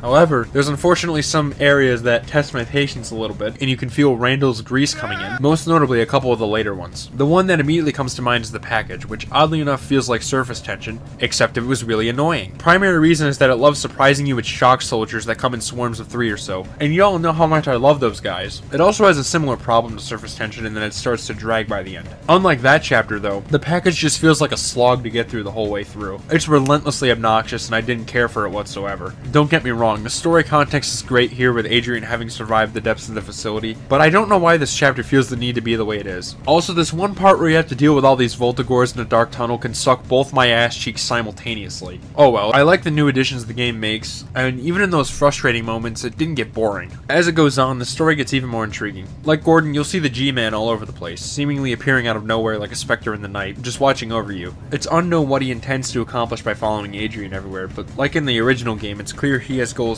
we simply can't understand. I especially like the part in the chapter We Are Pulling Out, where you can see soldiers boarding an Osprey to escape, but right as Adrian tries to make a break for the aircraft, you slice son of a... It's those minor storytelling details like this that I love so much in this series. Later on, you even find out that the Black Ops plan to destroy the facility with a thermonuclear bomb, which you end up stopping. But as soon as you enter the next room, you can see the G-Man reactivating the warhead. It's interesting and really makes you think, just what is this guy trying to achieve by seemingly instigating all this? Also, I'd be remiss if I didn't mention the moment you end up in the Lambda complex and actually cross paths with Gordon. You can even enter the portal and get an alternate ending where Adrian just dies. Hey, get back here, you big orange fuck! Oh yeah, by the way, you do go through Zen in a couple short sections, so that's neat. Still not very fun. Opposing Force also has a pretty decent soundtrack too. I will admit that I don't remember it nearly as much as the base game tracks, although I'm not totally sure why. I enjoy the military-like style, which is quite fitting. And despite how I don't remember them as much, they're fitting to the game's atmosphere at least. Probably not stuff I'd listen to on my own time, but solid enough tracks to hear while kicking some more alien ass.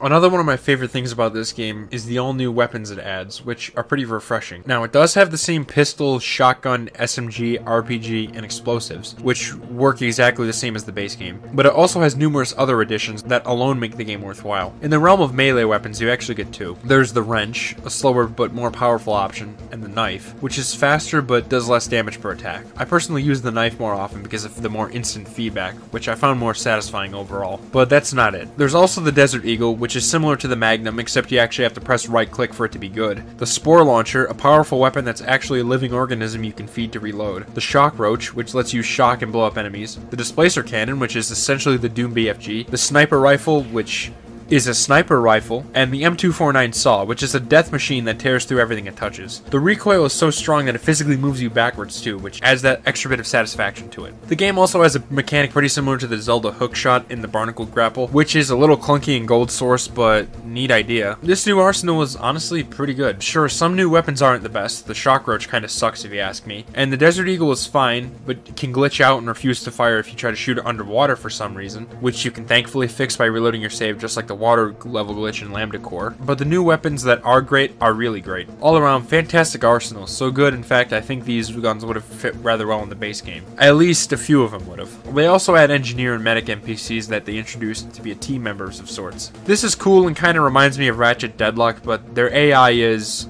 I'm gonna be blunt here, pretty awful. At your command, sir!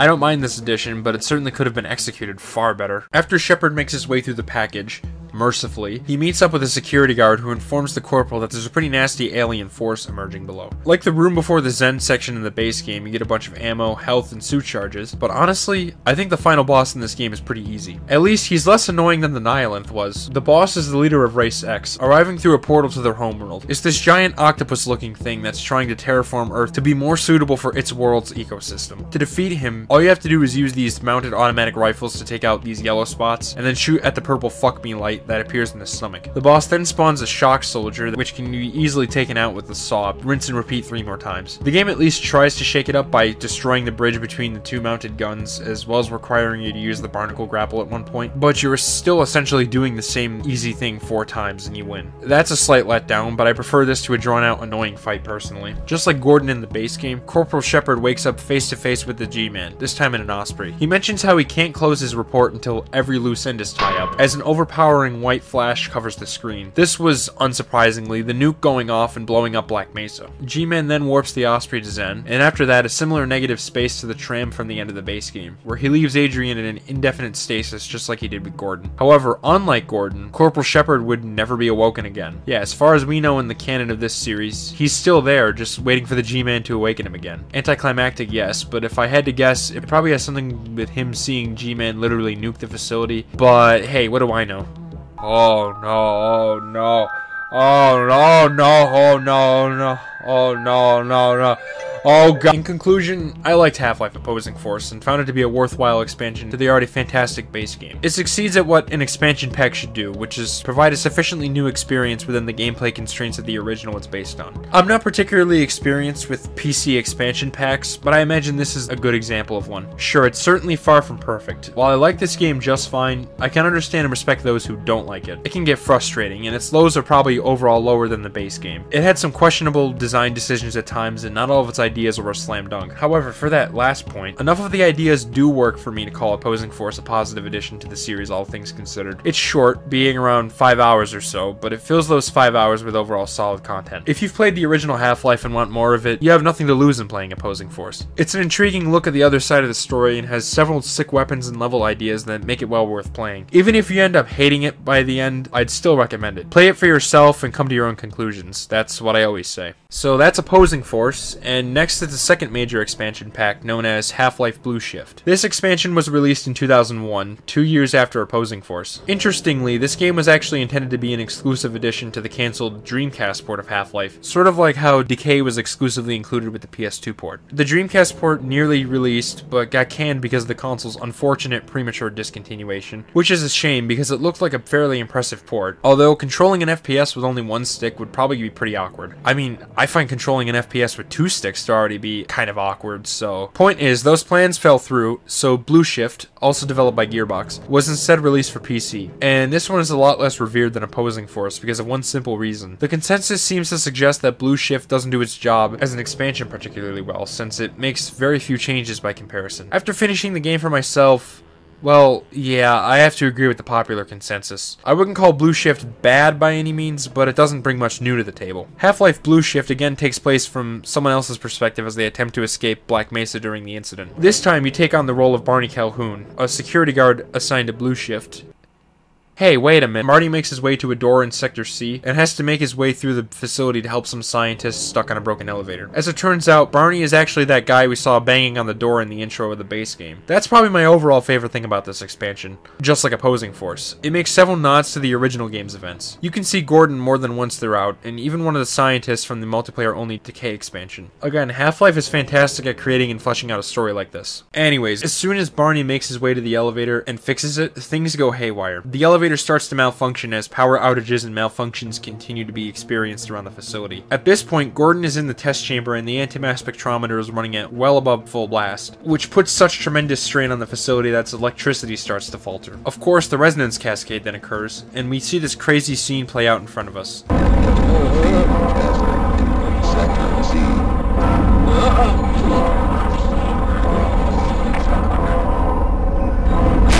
Oh dear!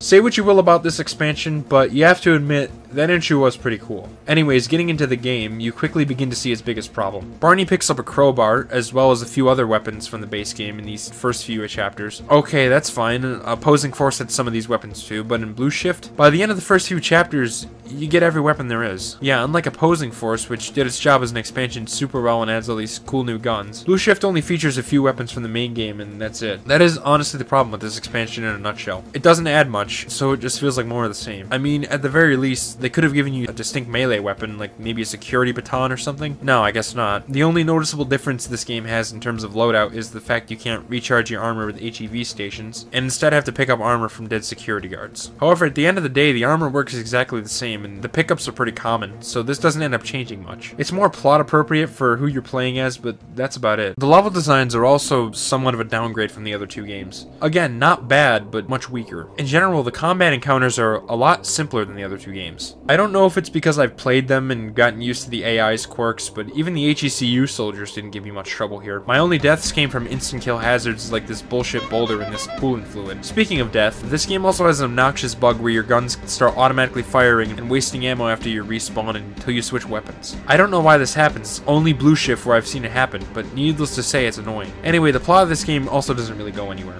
Admittedly, Opposing Force was kind of that way too, but I find it a lot more noticeable in Blue Shift because there really isn't much going on in it in the first place. Barney has to track down a scientist named Dr. Rosenberg, the scientist who is at the forefront of multiple technological advances that Black Mesa made, including the anti-mass spectrometer, which he actually designed, believe it or not. Anyway, we need to track him down because he's the only one who can operate a teleporter for the scientists in the sector we're in to escape. Well, the ones we didn't murder anyway. No, I'm afraid I'm not Dr. Rosenberg. But you'll still help me, won't you? After finding Rosenberg in a train car, Barney leads him down to an old teleporter where we have to sit around and wait as Rosenberg explains how it works. And that Barney will have to enter Zen to activate a machine that will allow him for teleporting scientists out of the facility. I'll admit that I like the feeling of teaming up with this guy to stop the crisis, but this section really is just sitting there until the game allows you to enter the portal. For a game this short, it's at least a bit of a flaw to have such long sections dedicated to sitting around and doing nothing as an NPC talks your ear off about how teleportation works in this universe. The information presented is intriguing and fleshes out some aspects of the world of Half-Life, but I'm sure not everyone will agree with that, and many people would just want to get on with the game. Regardless, Barney enters the teleporter, beginning the obligatory Zen level. Honestly, this is probably the overall best Zen level in these games. It's not too long like the ones from the base game, but it's also not used as a mere set piece like it was in Opposing Force. I could do without the surprise crush death in this part, but other than that, I didn't mind this level. Afterwards, Rosenberg sends us down to a lower level to get another power cell because, I don't know, something about stabilization or whatever. This chapter is probably my overall favorite in the game, since it's the only time the game gets truly challenging or puzzling. But then again, that's by Blue Shift standards, so it's still pretty easy. Once this is done, Rosenberg charges up the teleporter, which we have to activate to allow some scientists to escape. It's another long sequence of sitting there waiting for dialogue, of which there are multiple in this expansion, taking up a significant amount of its extremely short running time. After this, Barney fights through a couple HECU guys and then jumps in. And that's it. Yeah, that's the end of Half-Life Blue Shift. A bit anticlimactic, wouldn't you say? Overall, while this expansion certainly wasn't bad, as it's the same core gameplay as the base game in Opposing Force, I was left feeling a bit empty by the end and thought, wait, that's it? This was by far the shortest Half-Life game yet. The base game was around 10 hours or so on a first playthrough and 6 on a second, and while Opposing Force was shorter than that, it was still just under 5 hours. Blue Shift took me, no joke, only a little over 2 hours to complete, and that includes the training course, intro sequence, and even a call I had to take at one point. Oh yeah, and it has those aforementioned drawn-out dialogue sequences that take multiple minutes total. This game is less than 3 hours, and a lot of it is waiting or otherwise mostly filler. Yeah, there's really not a lot here, and as a result, I wouldn't choose this game over the other two. It feels like the first quarter of a game, not a full release, and that's kind of the problem I have with it. This may have something to do with this expansion originally being planned as an extra for the Dreamcast version. It was most likely cut down so its files can fit on there, and because Gearbox didn't want their work to go to waste after that port was cancelled, they ported it to PC and released it as a standalone expansion pack. Looking at the reviews, they criticized the short length and lack of new content, which I'd say is pretty apt. Blue Shift is certainly not bad, but man does it leave a lot to be desired. Blue Shift is what I describe as Half-Life junk food. I feel a bit guilty for enjoying it, but I have to admit, the puzzles aren't too bad, the combat is as fun as the other games, the references to the original game are always cool to see. It's overall enjoyable, but unless you feel the need to play literally every piece of content in a series, you can safely skip this one. It's what you'd call a Half-Life filler episode, sorta. I would be more confident in that assessment if there weren't any neat callbacks to the base game in it. And that's everything to do with the first Half-Life game. Well, not really, there's still the multiplayer-only Decay expansion, which you are able to play on PC with a mod, as well as the Black Mesa remake from 2020. But like I said, I won't be covering those in this video. Oh yeah, and no Half-Life source, because in general, I thought Half-Life and its expansions were fantastic. Sure, Blue Shift was weak because of its short length, overwhelming filler, and lack of substantial new content, and Opposing Force had some flaws, but at their core, these games offer a fun shooter experience with impressive enemy AI for their time, puzzles and encounters that are satisfying to conquer, and an interesting story told expertly in a way that only a video game can do. I can for sure tell you that I'll be coming back to the base game, and maybe Opposing Force every now and then, and I'm sure my appreciation for the games will only continue to grow with each passing playthrough. In any case, that's it for this chapter of the series, and you all know what's next.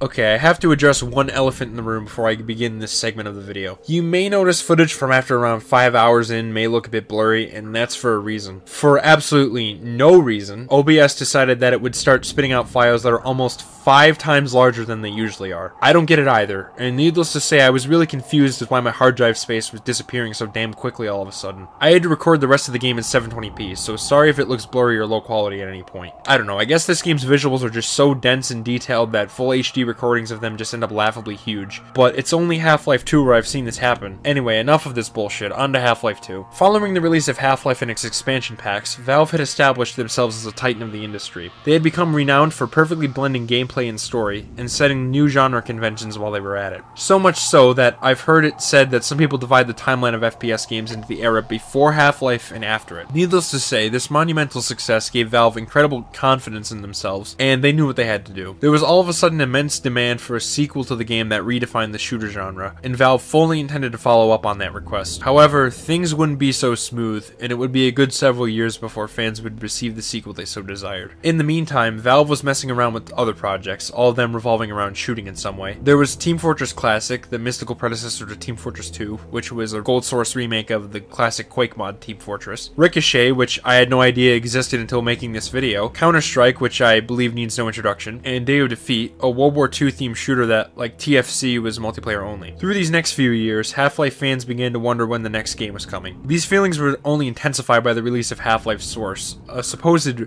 remake of Half-Life 1 and then the new Source engine, as its name implies. By 2003, I imagine some people started to get restless, but luckily for them, Valve would officially announce the long-awaited Half-Life 2 during E3 of that year, before delaying it to 2004. Half-Life 2 was the subject of one of the largest gaming leaks in history. A beta build of the game was retrieved from Valve servers by a German hacker, which severely damaged the development team's morale to the point they delayed the game. I was too young to experience the effects of this event at the time, but I imagine it felt similar to the recent Grand Theft Auto 6 leak. The main goal of Half-Life 2 was to redefine the shooter genre once again. When Valve was developing the first game, they probably had similar feelings, just without as much confidence because it was their first ever game. Now, having put out several titles that became huge hits, they no doubt felt they were more capable of doing so. In fact, company president Gabe Newell was quoted as saying, "If Half-Life 2 isn't viewed as the best PC game of all time, it's going to completely bum out most of the guys in the team." Originally, the game was intended to be a lot darker, and a few ideas for settings were thrown around. One idea was for the player to travel across numerous planets, but this was scrapped when the team found out how difficult level continuity would be. Yeah, despite their ambitions being even higher for the sequel, they still wanted to honor the traditions set in place by the first game, to make it feel more grounded in reality, not the least of these things being directly connected maps. In the end, art director Viktor Antonov, I really hope I didn't butcher that name, suggested the game be set in an Eastern European-inspired location. Antonov's from Bulgaria, a country from that region, so he was very experienced with that type of architecture and general design. The team loved the idea, and as they say, the rest is history. Half-Life 2 would become the first major new game to use the iconic Source engine, which offered tons of new possibilities for gameplay mechanics and even storytelling, and alongside that made use of the equally famous Havoc physics engine. As I said though, the development was rather rocky, and after the leaks, I imagine the Valve offices were looking something like the test chamber after the Resonance Cascade. Okay, not really, but that's probably how the team felt on the inside. In early 2004, things were getting incredibly stressful, and the team was worried they wouldn't be able to release the game at all. After several more rough months, Half-Life 2 was finally completed in October 2004, and released shortly afterward. Thankfully, all their suffering was not in vain. When the game released, it received universal critical acclaim, and went on to sell even more than its predecessor. Publication after publication awarded it with perfect 10s, with the lowest scores received being 9s. In fact, Maximum PC awarded the game an 11 out of 10, calling it the best video game ever made. Clearly, the guys on the team were absolutely not bummed out with the reception their hard work received. To this day, Half-Life 2 is still considered a masterpiece, and is in the conversation for the greatest video game ever made. It often ranks up there with Ocarina of Time, Super Mario Galaxy, Grand Theft Auto 5, and Minecraft as one of gaming's greatest achievements. Obviously, since this is a newcomer's perspective video, I somehow haven't played Half-Life 2 before. Well, sort of. I mentioned I played Gary's mod for a quite frankly embarrassing number of hours. Gmod is sort of HL2. It's a sandbox-based mod, but it has the same general framework. In fact, if you have the maps, you can kind of play the game for free by loading them and playing them in order. But in doing this, you obviously miss out on a lot of the aspects like the story, so I wouldn't recommend this. Anyway, point is, I'm not a complete newcomer to Half-Life 2. I'm at least familiar with how the game feels to play and all that. I learned of this series' existence through my many hours of Gmod, and through exploring stuff about it, I realized just how intriguing the game, and by extension the series to be honest, seemed to me. I always wanted to play it, but never got around to it. The closest closest I came was getting the orange box on Xbox 360, which included the base game, its episodes, as well as TF2 and Portal, 2 other Valve games I spent countless hours on. As far back as nearly a decade. Jesus, was it really that long ago? Christ, I'm getting old. Anyway, for whatever reason, I never played any of the Half-Life games on the collection. Possibly because by that point, I had started to realize how much better first-person games controlled on mouse and keyboard. I wouldn't fully regain the interest to play this series until very recently, when I finally bought the Half-Life Complete bundle a few months back after indulging in the series lore once again, as I've already said. I would have played it earlier had I known the series became free for a bit when the VR exclusive Half-Life Alyx came out, which could have saved me a good $40 in the long run, but oh well, you win some and you lose some, I suppose. With all that said, enough beating around the bush. It's time for one of PC gaming's most beloved hits, Half-Life 2. Let's get right into this.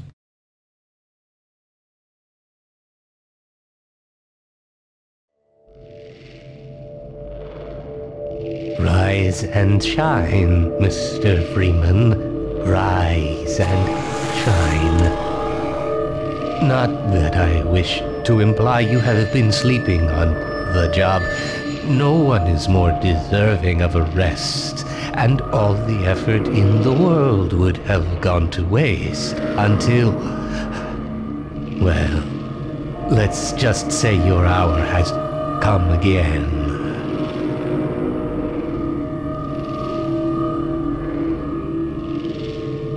The right man in the wrong place can make all the difference in the world. So wake up, Mr. Freeman. Wake up and smell the ashes.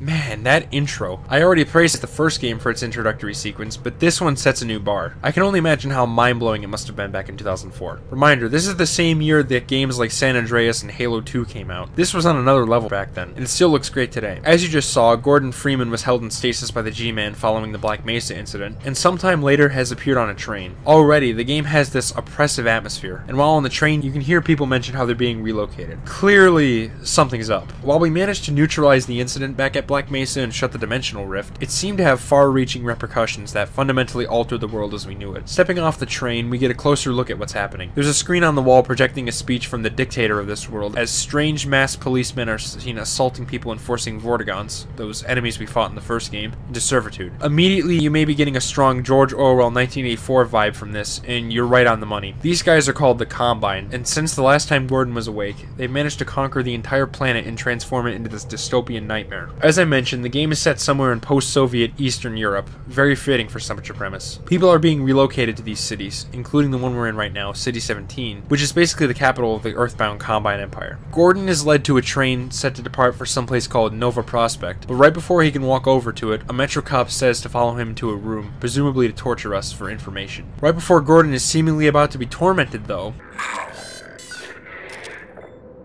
about that beer I owed you. That's what I became friends with you for. That's what I came friends with you for, Barney. Yep, it's Barney Calhoun, the security guard we played as in Blue Shift. Although he says he owes Gordon a beer, which is what every guard we talk to in Half-Life 1 could potentially say. Hey, catch me later, I'll buy you a beer. But not all of them were Barney. Nitpicking, where was I? Oh yeah, Barney actually joined the Civil Protection, what the Combine Police Force is called, so he could spy on them. He calls Dr. Isaac Kleiner, a scientist who survived Black Mesa, and tells him about Gordon's arrival. Shortly afterwards, some real Civil Protection officers bang on the door, and Gordon is forced to flee as he encounters one of the game's most iconic scenes. No, fuck off.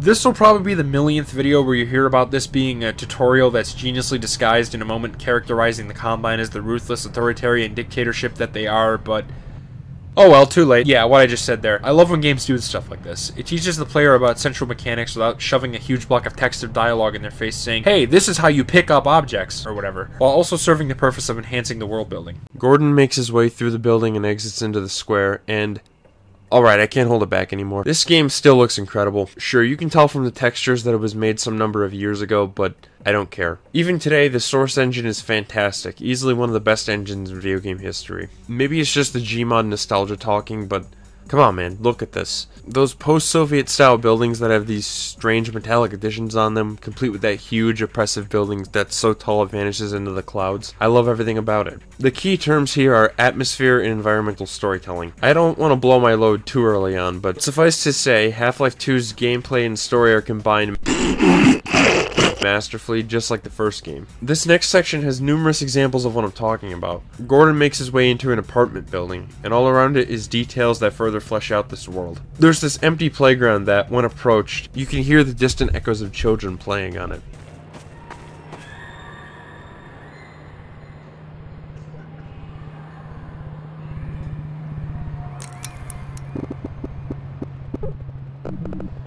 It quickly becomes clear that the children who used to play here are now long gone, with the Combine having found a way to prevent human reproduction. Now all that remains is the empty playground itself, where you can almost sense the ghosts of the children who used to play here. Within the apartment itself, civil protection officers are seen conducting raids on the citizens, making sure there's no political dissidents afoot. Meanwhile, TVs can be seen with the face of Wallace Breen, the dictator from earlier, spouting propaganda, as people huddle and cry about the chaos unfolding around them. You get the sense that these raids have become a regular occurrence for these people, and sorry, I've been talking about this for a bit, I know. This is probably stuff you've all heard before, but I need you to understand how phenomenal I found this opening. Sure, there isn't the same level of interactivity as the first game, but Half-Life 2 makes up for that with its engaging world building, setting up the Combine's ruthless oppression of the human race, giving you a reason to want to kick their asses later on, pretty much. Gordon ends up running away from the raids because, well, I mean, he doesn't even have any weapons yet. He narrowly dodges the gunfire from some windows across the street and makes his way into a seemingly safe area, where oh no. It's just like apprehension all over again. Gordon's about to be taken away and tortured or something. Over here! Ha! No, you don't!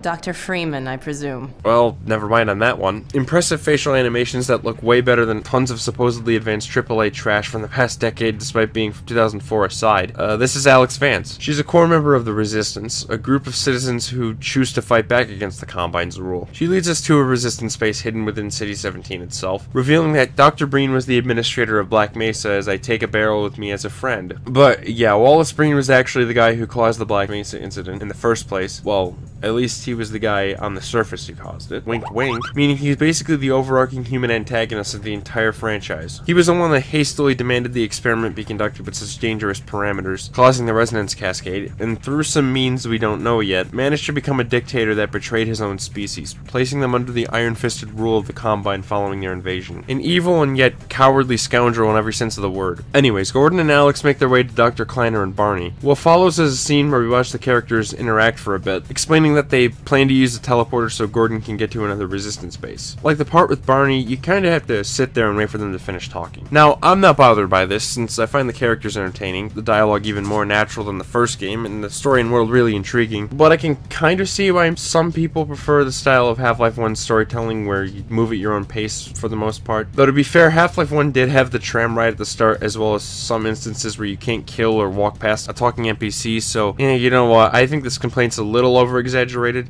Oh hey, G-Man's stalking us again. That's cool and definitely not illegal. Regardless, Gordon dons his hazard suit as the Valve theme plays once again. We then meet Eli Vance, Alyx's father, via video call, who if you didn't know was apparently this random guy from Half-Life 1. Gordon, you're alive! Thank God for that hazard suit! Black Mesa actually made him look like Eli though, and even included Kleiner, so that's cool. Alyx enters the teleporter first, and the test is successful, and after you get what may be my favorite line in the whole game. Good job, Gordon. Throwing that switch and all. I can see your MIT education really pays for itself. Hey, fuck you, Barney. Once it's Gordon's turn, however, Kleiner's pet headcrab Lamar jumps into the teleporter and it malfunctions. By the way, have you noticed how every game in this series starts with some piece of equipment breaking in some way? You have the anti-mass spectrometer from the first game, the Osprey and opposing force, the elevator in Blue Shift, and now this. Kinda funny if you ask me, but anyway, this is really what kicks off this game's story. Gordon is teleported all sorts of places, including a beach, to where Eli and Alyx are, and even into Breen's office. This is enough to put the Citadel, that massive building, into high alert. Gordon then lands outside Kleiner's base. The teleportation failed, and Gordon has to make his way to Eli's base on foot. Meeting with Barney, he hands us the iconic crowbar, thus concluding the setup and moving us into the gameplay at long last. This first section is very reminiscent of Half-Life 1's opening hours. You don't have any guns quite yet, so you'll have to avoid enemies rather than take them head on. It doesn't have that same survival horror atmosphere, but that's fine since this game isn't aiming for that anyway. This doesn't last long, however, and you'll soon beat the shit out of some Metro police and steal their pistol. Like the first game, you can earn new weapons from enemies that drop them or from people that give them to you, which is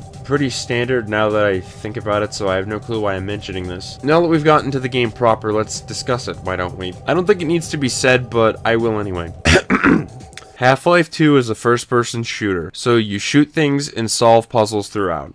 There you go. That's the simple version. If you ask me, the control and physics have seen some upgrades from the first game. In the first game, the movement can be somewhat slippery as Gordon walked for a bit after coming to a stop. In this game, he stops on a dime, making platforming sections and general movement a lot smoother. That being said, I do prefer the way sprinting worked in the first game. There, the sprint was actually your default movement speed, and holding shift lets you slowly walk. In this game, it's the exact opposite. You walk by default and have to hold shift to sprint. I don't prefer that because you have to hold an extra button down, but I can tolerate it, but then there's a sprint meter. I get it, it's more realistic that way, but having to slow down is more often than not an inconvenience. It can get in the way in a certain future section too, but I'll discuss that when it comes up. On top of that, your flashlight and breath meter also share the same power as the sprint, which is a pain. I would like to be able to sprint after using the flashlight or swimming, thanks. At least the flashlight is always right in front of you rather than being this weird light that follows your cursor. In any event, Gordon retreats into the sewers, which lead to the canals that he can use to escape from the city. Throughout this level, you're fighting the civil protection, avoiding trains and navigating tunnels. You'll mostly use the pistol, but later get the SMG to more easily dispatch your enemies. The combat here is satisfying and punchy. Again, a necessity for a game that involves shooting, although I don't find it quite as impactful as the first game. Take the SMG for example. Its sound effects still make it sound deadly, but something about it feels a little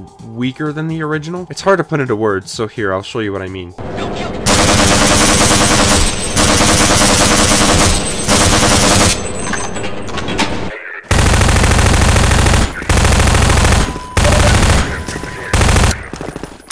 Its sounds just don't have the exact same bite, if that makes any sense. Again, I don't want to make it sound like the combat isn't good in this game, far from it, just something I noticed. Making our way through the depths of the sewers, we also encounter some of the first puzzles. The one that immediately comes to mind is the pump room, where my idiocy and blindness made me waste more time than I needed to looking for the way forward. To be clear, it isn't the game's fault, the puzzles are pretty solid. I'm just that much of an idiot. Never mind that. Gordon manages to reach the end of the sewers, fighting through the Metro police and these flying saw blades called manhacks. It comes face to face with headcrabs, zombies, and radioactive liquid. This area is where the canals begin, and also where you get the Resistance's airboat. The canals lead to Black Mesa East, the name of Eli's base, and the only way to reach it is with the boat, because the whole canal is basically polluted with toxic waste. The fuck happened while we were gone? By the way, these huge sections are once again directly connected through loading screens like Half-Life 1. I love this commitment to this despite the more detailed world, although the loading screens are noticeably longer than the first game. Sometimes they can be upwards of 30 seconds even after dying. On the topic of optimization issues, the game also had an annoying tendency to freeze at random intervals, repeating a bit of audio over and over until it unfreezes, which can take about as long as the loading screen. It mostly happened at harmless moments, but there was a few occasions where it happened in the middle of combat, which got annoying. It possibly has something to do with installing the game on hard disk rather than an SSD, and apparently it's linked to the autosave feature, but I'm not totally sure. So, this is me while editing this video. Yeah, I figured out what the thing was. It was literally because I installed it on an HDD because it has more space. Can I just say, fuck traditional hard drives? They're so bad. I hate them even more with every day that passes just because of how much of a pain in the ass they are to deal with, how terrible the performance is, how often they just corrupt shit for no reason. I just, man, there should be a legal requirement for SSDs only. Anyway, back to the video. But hey, the game never outright crashed on me, so that's cool. Well, neither did any of them, but yeah. In any case, this kicks off the airboat sequence, which lasts a while, but fear not. I actually think this game does vehicle sections well. This isn't on a rail where you have to sit around and wait on some slow-moving cart. This is an action-packed battle with enemy dodging and 6 jumps that you're fully in control of. It also blends in some light puzzle elements, which usually boil down to finding a way to open a gate or raise a ramp. What I like so much about this level, besides the action, is how large it feels. We've truly entered the wasteland now, and are traveling probably miles away from where we started in City 17. In general, Half-Life 2 is really sticking to its goal of having a larger feel. Gordon was all but trapped in one location in the first game, but here he gets to travel. It's like a road trip, except for a high-stakes operation to save humanity. I love it. About halfway through, you also find the helicopter, which is an intimidating enemy. It unleashes a hailstorm of bullets on you, which can kill in seconds, so you're forced to run and hide from it. That is until you meet some resistance members that upgrade it with the help of a Vortigaunt. By the way, yes, they are friendly this time, as you first find out from Boxcar Joe here in Root Canal. He fits the boat with its own pulse rifle, a powerful weapon that's super fun to use. A few puzzles and combat sequences later, Gordon finally engages the helicopter in a boss fight, ultimately finishing it off and making his way to Black Mesa East. Now that is what I call a vehicle level done well. As I said already, anyway, let's just get out with it. When at Black Mesa East, Gordon meets Judith Mossman, who is another core resistance member. She seems friendly, but has this weird quirk where she nervously laughs after every sentence, almost like she's hiding something from us. You get the sense that she's a bit strange and that there's something else going on. When you enter a room she's alone in, she acts startled, almost like a kid clicking off a dirty link when their mom walks in. For now, Mossman is on our side, but clearly we have to keep our eyes on her. It's this level where you can observe some of the lore behind this game's setting on these newspaper clippings. Following the resonance cascade and the Black Mesa incident, dangerous portal storms started raging across the world. Hostile Zen creatures kept on pouring through, significantly weakening humanity. The portal storms caught the attention of an interdimensional empire, that of course being the Combine, who entered the portals and launched a worldwide invasion. They were too much for humanity's military forces, and managed to completely defeat them within a mere 7 hours. Former Black Mesa Administrator Wallace Breen then proposed peace talks, and sold humanity's freedom to the Combine in exchange for their lives. People wouldn't be wiped out, but their lives would become a living hell. Breen was then declared interim administrator, and the rest is history. 20 years of history, actually, because this game takes place that long after the first one, in fact. I can't begin to dive into the intricacies of all this stuff, but needless to say, Half-Life's lore continues to be some of the most interesting in video game history. A lot of these details are found in background items, so the player can read them if they feel so inclined, or continue with the game and be none the wiser. Personally, I took it all in because I love this stuff. If you want more stuff on this series lore, explained in a scope beyond that of this video, I'd highly recommend checking out...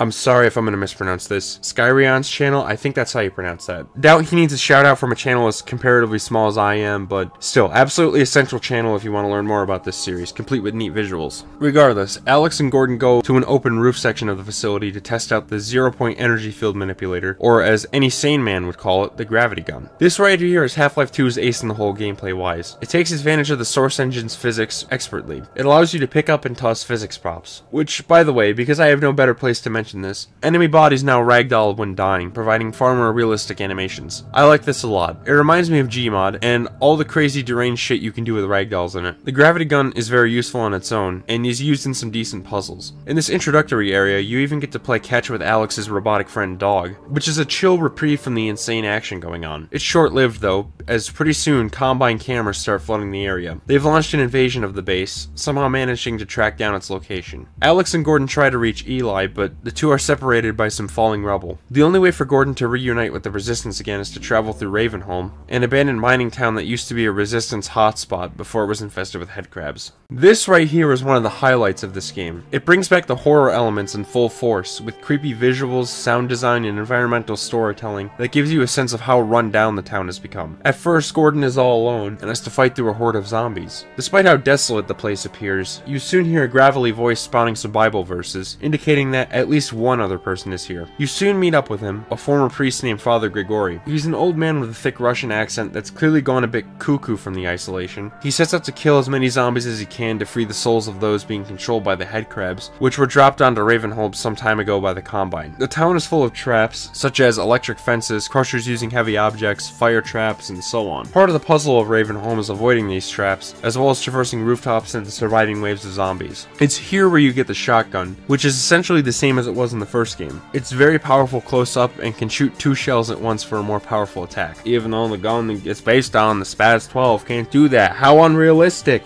Guys, this is the series where we literally cause an alien invasion by pushing a crystal into a laser beam. But anyway, this gun is quite effective against zombies, who now should be killed with a headshot to avoid having to fight the headcrab on them. It's like the shock troopers from opposing force, but way less annoying. What is annoying, however, is the different types of zombies and headcrabs that are introduced here. Fast zombies are a real nuisance with how they charge at you and deal a bunch of damage, sometimes from behind your back. These are quick to take out though. The real threat here is that poison zombie, a tanky version that has multiple headcrabs on it. The problem isn't so much that it takes a second to kill, that's fine, but rather with the poison headcrabs. If they hit you, your health is instantly reduced to 1 and has to slowly refill, making these things the most obnoxious enemy in the whole game. Oh, and the poison effect blinds you for a brief moment, so thanks guys. They're easy enough to kill, but man can they be irritating. Eventually, Gordon meets up with Father Grigori, and he teams up with him to escape from the abandoned town. I mean, Gordon of course. Grigori chooses to stay in Ravenholm to help his congregation. Personally, I love this character. He comes completely out of left field, and with how different Ravenholm is from the rest of the game, it only makes him more memorable. Some may find his biblical ravings to be annoying, if you hate good characterization. Okay, in all seriousness, I just like how Grigori is written. He's a friendly madman, being clearly insane, yet fully willing to help others to get through this abandoned town that only he knows how to navigate. By the end, you'll find yourself forming a sort of camaraderie with him, and it actually feels a bit sad to have to leave him behind. However, he knows what he's doing, so it's all good. I think that's why I like Grigori so much. He just shows up, serves his purpose, and he's gone. That's all you really need. Anyway, Gordon has more important matters to attend to. Here he runs through the town's mines, taking out more headcrabs and zombies. There's even this one section with a minecart trap you have to avoid, which I find stressful for some reason. Is that just me?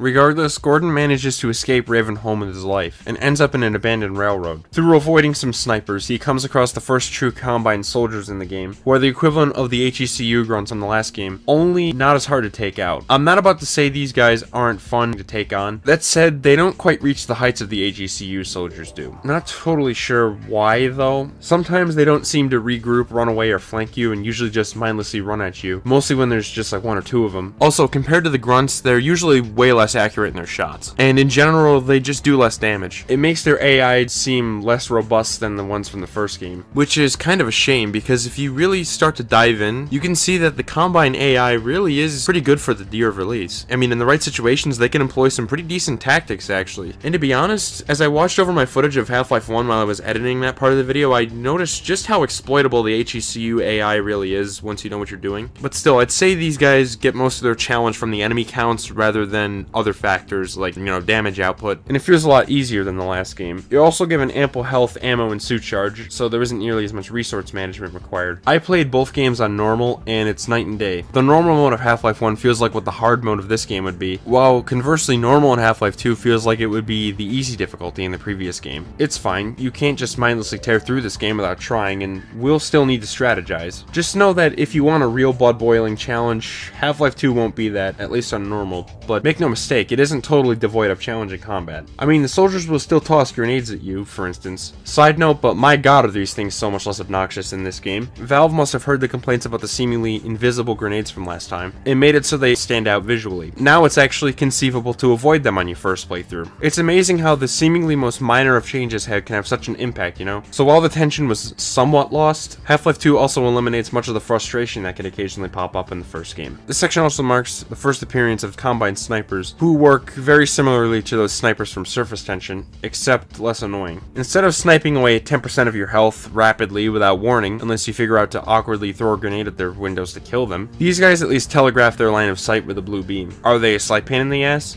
Yeah, kinda. But at least it's less annoying to deal with them and you can take them out way quicker. And it's not like the snipers from the first game were the worst thing ever anyways. They could just be a little irritating is all. Anyway, Gordon fights his way to a warehouse and meets up with some resistance members, as one of the game's best musical tracks plays in the background. Winston's been hit. Patch him up and get him to the back as soon as he's stable. Gordon Freeman. It's incredible you made it. We've been getting communication from Alyx. I'll see if I can reach her again. Follow me.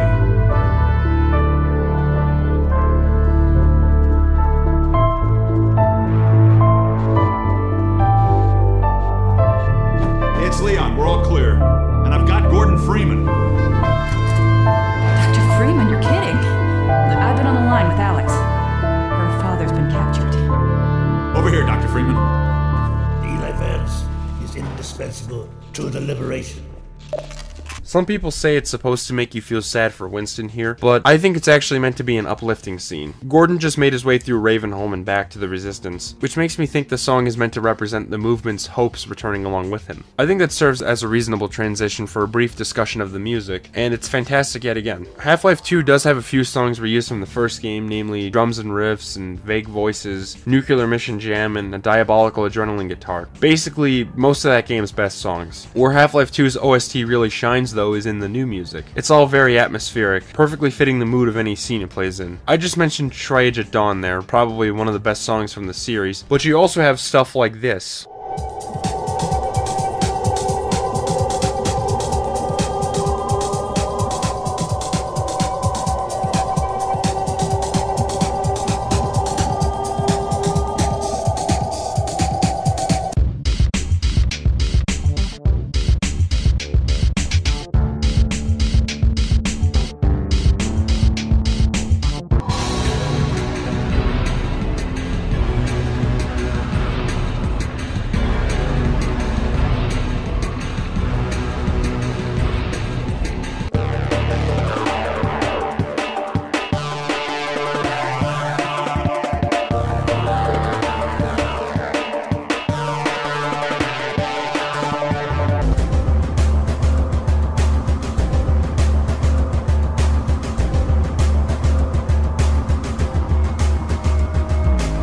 Kelly Bailey returns to the composer's chair, and as you just heard, goes for an industrial techno rock style. It sounds a lot darker and more tense than Half-Life 1's music, further selling how dire the circumstances have become. Regardless, Alyx finds out that Gordon survived, and says that Eli has been taken to the horrific Combine prison called Nova Prospect. If you were paying attention, that's where we were about to be sent back at the start of the game. Gordon will have to make his way across the coastline to reach the prison, starting the chapter Highway 17, which is another one of my favorites. Like Water Hazard, it's focused on driving a vehicle across a large distance, occasionally making stops to resupply or open a gate to continue. It may sound repetitive to have to do that again, but this chapter is different enough from the airboat to where I would disagree. If nothing else, I love the aesthetics of this coastline, with all the cliffside roads, desolate beaches, and abandoned houses, and also the lowered ocean level, because the Combine has been draining the ocean. You also get the Tau cannon on your vehicle, although it doesn't feel as accurate as the airboat gun, and there's a new enemy called the Antlion that's introduced, a descendant of Zen wildlife. The chapter begins with getting lifted in our vehicle by this huge crane. It drops us, thanks a lot, and we have to flip the car over with a gravity gun. I then spend the next minutes bumbling around like a moron when all I had to do was drive up this cliff and make a jump. I don't get why I'm so dumb. At first we sort of just drive for a while and fight some Combine along the way, all the while taking in the dense atmosphere the scenery of this place has. Early on, Gordon comes across a resistance base led by Colonel Odessa Cubbage as his squadron prepares for a gunship attack. He's holding the rocket launcher, which he gives to us almost immediately. Good thing too, since the gunship quickly approaches our location. I like the design of this thing, being some bizarre flying creature with a gun on its head, but fighting it is another story. Combine gunships are easily some of the game's most irritating enemies. They're essentially stronger versions of the Combine helicopter. They can take you out in a matter of seconds, even with full health and armor, and the only way for you to kill them is with the rocket launcher. Sounds fine, but then you find out they can shoot your rockets down. Real fair when you can hold only 3 shots in the rocket launcher and ammo for it is hard to come by throughout the game. Valve clearly acknowledged this, so anytime you have to face off against these huge enemies that can only be killed with rockets, they pretty much give you an infinitely respawning source of ammo. Whatever, taking this first gunship down is simple enough and doesn't take much longer than a couple minutes, but keep that in mind for later on. Cubbage and his boys then open the gate for Gordon to continue on. Shortly afterward, you can see this broken bridge ominously standing right in front of you. Again, I love the visuals of this chapter. Behind it is an abandoned dock, which seems to have significantly dried up. Like I said before, the Combine have been draining the ocean, so this whole area used to have a much higher sea level. This section sees us commanding one of those cranes that lifted us up at the start, and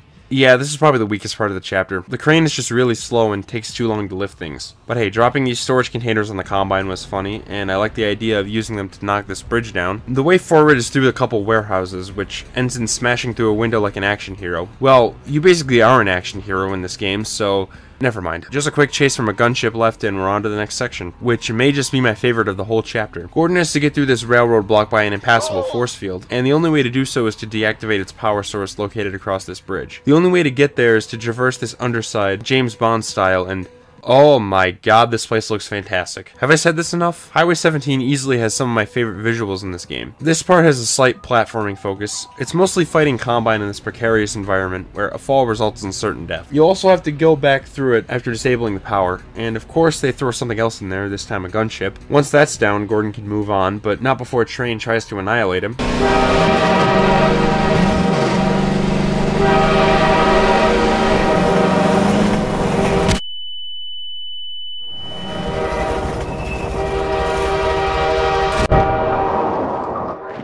Okay, I will admit, that's pretty funny, and it made me laugh.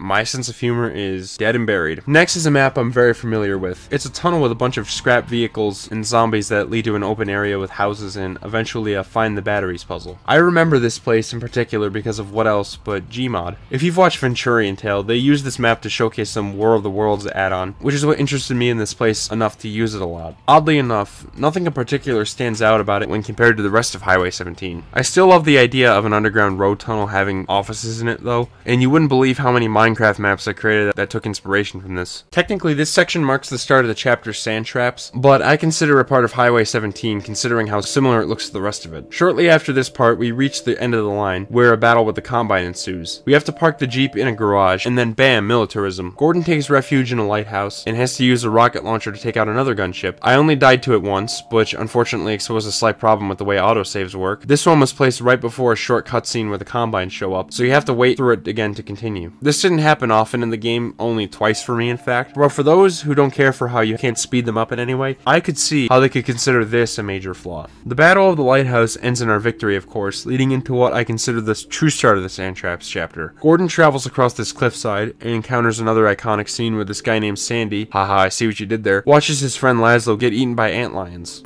Dear God! Poor Laszlo! The finest mind of his generation!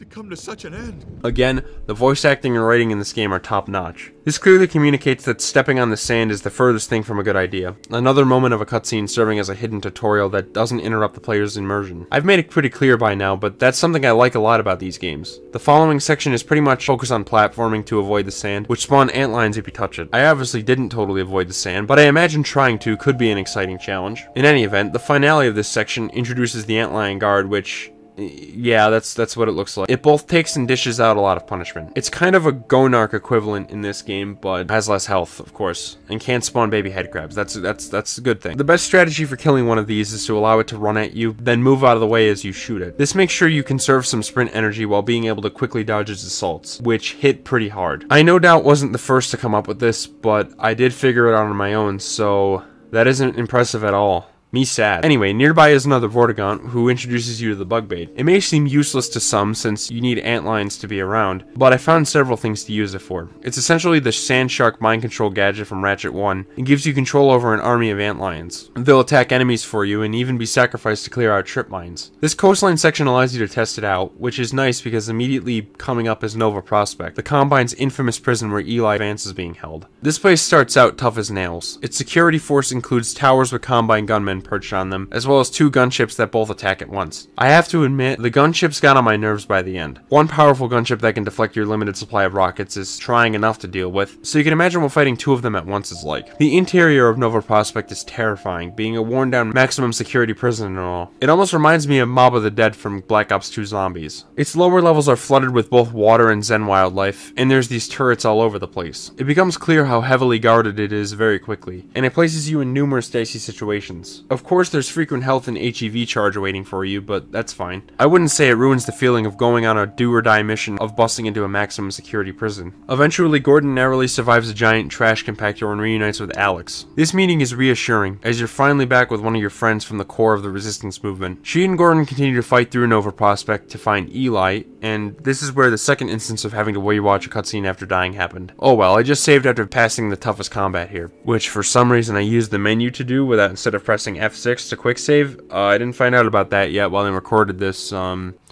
Gordon and Alyx track down Eli and move his prison pod towards a prototype teleporter so they can escape. It just takes a few more fights with the Combine, during which a bombshell is dropped. So, remember Mossman? She seemed weird in that scene when we first met her. Well, as it turns out, to the surprise of, I'm sure, many, she's a double agent and works for Breen as a spy. She was the one who revealed the location of Black Mesa east to Breen, which allowed the Combine to raid it. It's clear she's hesitant to work with him, but that doesn't matter right now. What matters is that she tricked us and Alyx wants to find her. Gordon then has to get through this electrified pool of water using the gravity gun and some props. A tense section, although I was extremely low on health and got surprise killed by a head crab, so that was fun. Anyway, you do some more fighting and finally find Mossman. Alyx calls out her bullshit and moves Eli's prison pod to the teleporter. In one last act of betrayal, Mossman hops in and sets the destination to the Citadel. The teleporter needs to recharge for us to use it, and one final combat section in the prison ensues. While that's going on, you may have a quick question. If the Combine haven't mastered local teleportation technology yet, which it is revealed they haven't, then how come they have this? It's clear that this one is a prototype and it wasn't fully ready yet. You may notice I said they haven't mastered local teleportation yet, not that they completely lacked it. As you'll see, the technology is far from finished. It quickly becomes unstable after being used, and once Alyx and Gordon use it, it basically melts down and blows up the entirety of Nova Prospect. When arriving in Kleiner's lab again, he also reveals that everything we just did happened a week ago, meaning the quick teleportation from our perspective was actually quite slow in real time. If that doesn't sound like an unfinished teleporter, then I don't know what would. Also, Mossman was helping them. She was the double agent giving the Resistance's teleportation technology to them. So, there you go. Regardless, the destruction of Nova Prospect was seen as the signal for the Resistance to begin an uprising. It proved to them that the Combine wasn't as indestructible as they seemed, and so they began to fight back. The streets of City 17 have devolved into absolute chaos, with destroyed buildings and countless Combine soldiers being unleashed. This part of the game is very reminiscent of Surface Tension from Half-Life 1. Gordon has to make his way to the Citadel, sort of like how he had to reach the Lambda complex, and the only way there is to tear through Combine forces now flooding the streets. Dog sets us on our way, and gets preoccupied fighting some Combine, leaving us to get through the city on foot. Personally, I like these sections fine enough, but like Surface Tension, it does start to drag by the end. They also make you fight against Striders, which, remember how I mentioned War of the Worlds earlier? Yeah, these things are by far the hardest hitting enemies in the whole game, being able to take out a sixth of your health or so in one shot. Explosives like rockets, SMG grenades, and pulse rifle energy balls are the only way to damage them. It's satisfying to kill them, but man can they get in the way. Oh yeah, by the way, I forgot to mention the Combine pulse rifle. It's a slightly stronger variant of the SMG with less ammo, and has the secondary attack where you launch an energy ball that vaporizes small enemies. I used it interchangeably with the SMG. On the topic of weapons, I forgot to mention, there's also the Magnum, which like in Half-Life 1 is capable of killing almost anything in one shot if you aim for the head. My only complaint is that its sound effects are somewhat weaker than they were in that game, but other than that, I like it. Oh yeah, and how could I forget the crossbow? Like in Half-Life 1, it's an amazing long-range option. The ammo is low, which is made up for with its potential for sniping enemies from far away. It especially came in handy whenever there were soldiers who had the high ground. Just aim and shoot at them, and they die. Super satisfying. Anywho, Alyx comes back, opens the gate, and man, we are really getting close to the Citadel. I can almost taste it. Well, we're not quite there. Alyx is apprehended by some Combine, and Gordon flees the scene through the sewers. I understand why some find this whole part redundant since we traveled through the sewer tunnels earlier on, but I think these look and feel different enough to not get too repetitive. These tunnels are even more desolate and abandoned, with broken down pump stations included. This one part also heavily reminds me of Portal 2, with this rising platform and all, but that's surely a coincidence. I mean, Portal 2 was 7 years away in 2004, so it doesn't take big brain to recognize that, which is good, because as I've shown, my brain is the furthest thing from big. I mean, I had to slightly rewrite this part of the script because I got shit out of order.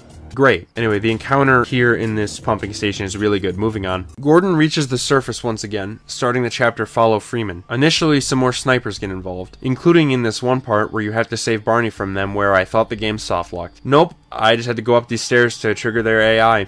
Cool. I really am just that much of an idiot, like I just pointed out. We then get to this government building called the Overwatch Nexus, a critical point of the Combine's oppressive authoritarian government. And this is where the sprint meter becomes a problem. This building has powerful airstrikes that come out of nowhere with very little time between when they're signified and when they hit, meaning the best strategy is to make a run for it. Problem is, your sprint quickly runs out, meaning you can't run away after a certain amount of time sprinting, and become susceptible to getting hit by the strikes. FYI, they take out like half your health. However, at least this part is over pretty quickly if you know where to go. It's just a couple quick runs through these straight and then using the gravity gun to disable a force field blocking the way in. You have to get inside of it to disable the building's suppression field, and this following section gets my vote for the worst part of the game. I like the aesthetics as always, and the idea that the massive Citadel has this old bank or parliament building so close by, but holy hell can this place be annoying, and long, and tedious.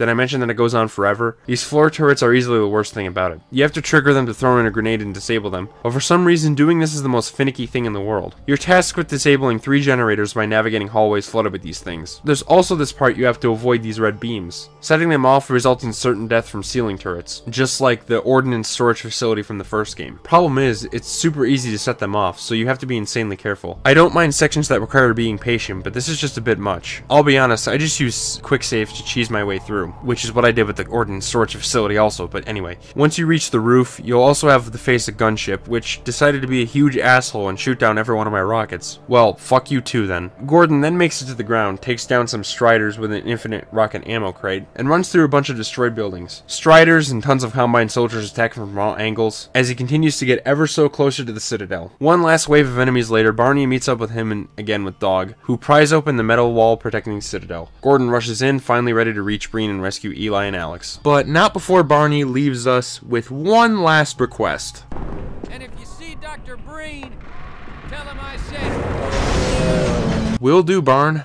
Will do. This part of the game has incredible climactic appeal. You spent the entire thing staring at the Citadel in the distance, and now can finally explore its interior. There's all sorts of stuff in here. Prison pods, enemy forces like Striders and gunships preparing for war, and these odd humanoid creatures that appear to be in a mindless trance. There's even full-on trains up here. It goes to show just how gargantuan this building is. It doesn't just tower above the city, but also extends far underground. As they say, sometimes evil is glorious, and you could cut the tension with a knife. Gordon ends up riding a prison pod to a high elevation, where he's dropped into a confiscation field that vaporizes all of his weapons, except for the gravity gun. The field powers it up, turning it into an all-out super weapon. If you're familiar with Gary's mod, this blue version is the basis for the physics gun, and looking at its functionality in Half-Life 2, it honestly isn't too far off. You can now pick up and throw Combine soldiers themselves, along with these energy balls to vaporize them. Suit chargers littered around also overcharge you to 200% armor and refill your health meter. All of this clues me into the fact that they wanted this part to feel like a real power trip, and it sure does that well. Gordon has had enough of Breen's bullshit, and is now an essentially unstoppable combat demigod capable of picking up and throwing you should you cross him. You can even shoot these screens that Breen uses to try and discourage you and convince you of his philosophy. His logic isn't unsound, as he brings up how this troubled society is preferable to no society at all, but he neglects the countless families and lives the Combine has destroyed. Basically, I mean to say that it's not impossible that some people may agree with Breen's philosophy. Anyway, this section culminates in a face-off against a Strider, which you can easily take out with the energy balls. Gordon then enters another prison pod that takes him to the higher levels of the Citadel, and oh man is this view awesome. I get it, it's clearly a flat skybox texture that smells of early Source graphics, but I don't care. It sells just how high up we've gotten, with how that large city we were just running through gets dwarfed by this imposing tower, which is actually about as tall as Mount Everest. I'm not joking. Look it up. It's interesting. The pod takes us up to Breen's office, where he's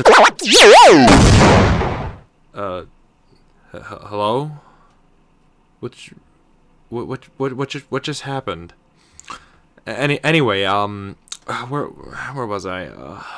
Oh, right, yeah. Where he's surprised that Gordon would just hand himself over like this. Eli and Alyx are brought in, also trapped in pods, as Breen attempts to work out a deal with Gordon while tossing away Alyx and Eli. Before he can do this, though, Mossman realizes her mistake. I mentioned how she seemed reluctant to help Breen, partially because of his shitty treatment of her, which ultimately makes her decide to turn on him. Now, this twist you could probably see coming, but The climactic feeling here only continues to escalate, as Gordon and Alyx run for the elevator to give chase. Breen is overheard, being told he'll have to teleport to the Combine homeworld and enter a host body, before we bust in and he runs away. He's entered the Combine's interdimensional transporter and is about to escape. Things seem hopeless, but there's one more thing left we can do to stop him. In front of you is the Citadel's dark fusion reactor. If Gordon can somehow manage to destroy it, the teleporter will shut down along with the Citadel itself. Thus, what's basically the final boss ensues. It's more of a platforming challenge where you face off against a few Combine soldiers, making your way to the top of the reactor. 2 gunships meet you at the top, which need to be shot down with energy balls. This entire part is intense. Breen is about to escape, and the Combine is going all out to ensure he does. However, they're ultimately no match for Freeman, who barely takes them out. A few more shots to the center of the reactor, and it begins to collapse. Breen is dropped from the elevator, presumably falling to his death, his last words being, "You need me." This moment is satisfying as fuck, as the Combine appear to have finally been defeated. All that's left is for Gordon and Alyx to get out of the Citadel before it... Time, Dr. Freeman? Is it really that time again? It seems as if you only just arrived.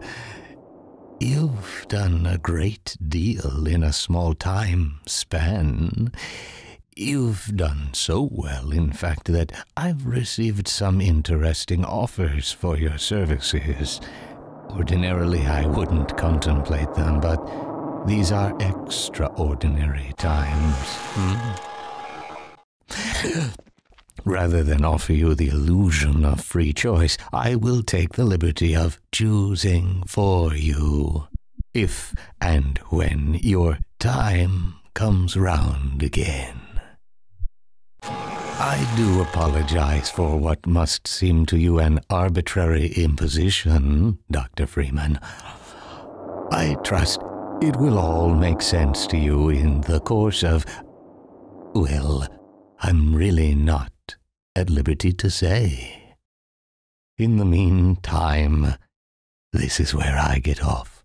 Holy shit. The G-Man's alien inflections, his raspy voice, all of it. Just incredible. As you saw, right as the Citadel explodes, he freezes things. It's clear that his employers do not want Gordon dead, as they've apparently been receiving offers for his services. It's moments like this that make you question his motives. What does the G-Man want out of Gordon? Why are his employers so interested in him? Why are they doing all this? It's one of gaming's greatest mysteries. Some people have complained about this ending, calling it anticlimactic, and it is. But is that a bad thing? I'd say not really. The ending is an anticlimax in the best way possible. There was no way Alyx and Gordon would be able to escape this explosion alive, and given how G-Man can manipulate reality to his will, this feels like something he would do. He was stalking us the entire game, clearly taking an interest in the Resistance, and finally shows himself in the final moments right as we're about to die. Gordon is temporarily placed in stasis yet again, awaiting his next assignment, and with that, Half-Life 2 comes to a close. Honestly, what more can I really say about this game? I've spent way longer on it than I ever expected to when I decided to do this video. So, what's the bottom line of this entire thing? What did I just go through the entire game beat for beat, following along with the story and giving my thoughts on everything as it became relevant, to tell you? Well, it's quite simple. Half-Life 2 is fan-fucking-tastic. It's another example of story and gameplay coming together perfectly, just like the first game. Okay, sure, it, like any other game, is not perfect. Some people may not appreciate how the cutscenes are handled, the game's generally way easier than the first one. There's some optimization issues like occasionally long loads and stuttering if you install it on an old school hard disk, stuff like that. But honestly, apart from that last one, these things don't take me out of the experience. And that last one can just be solved by installing it on an SSD, which I only didn't do because my HDD is larger. But anyway, Half-Life 2 leans more in the direction of exciting set pieces and making you feel powerful, different from Half-Life 1's approach of being a challenging, demanding affair with very little downtime that you really feel like you're gonna barely survive. However, despite their different directions,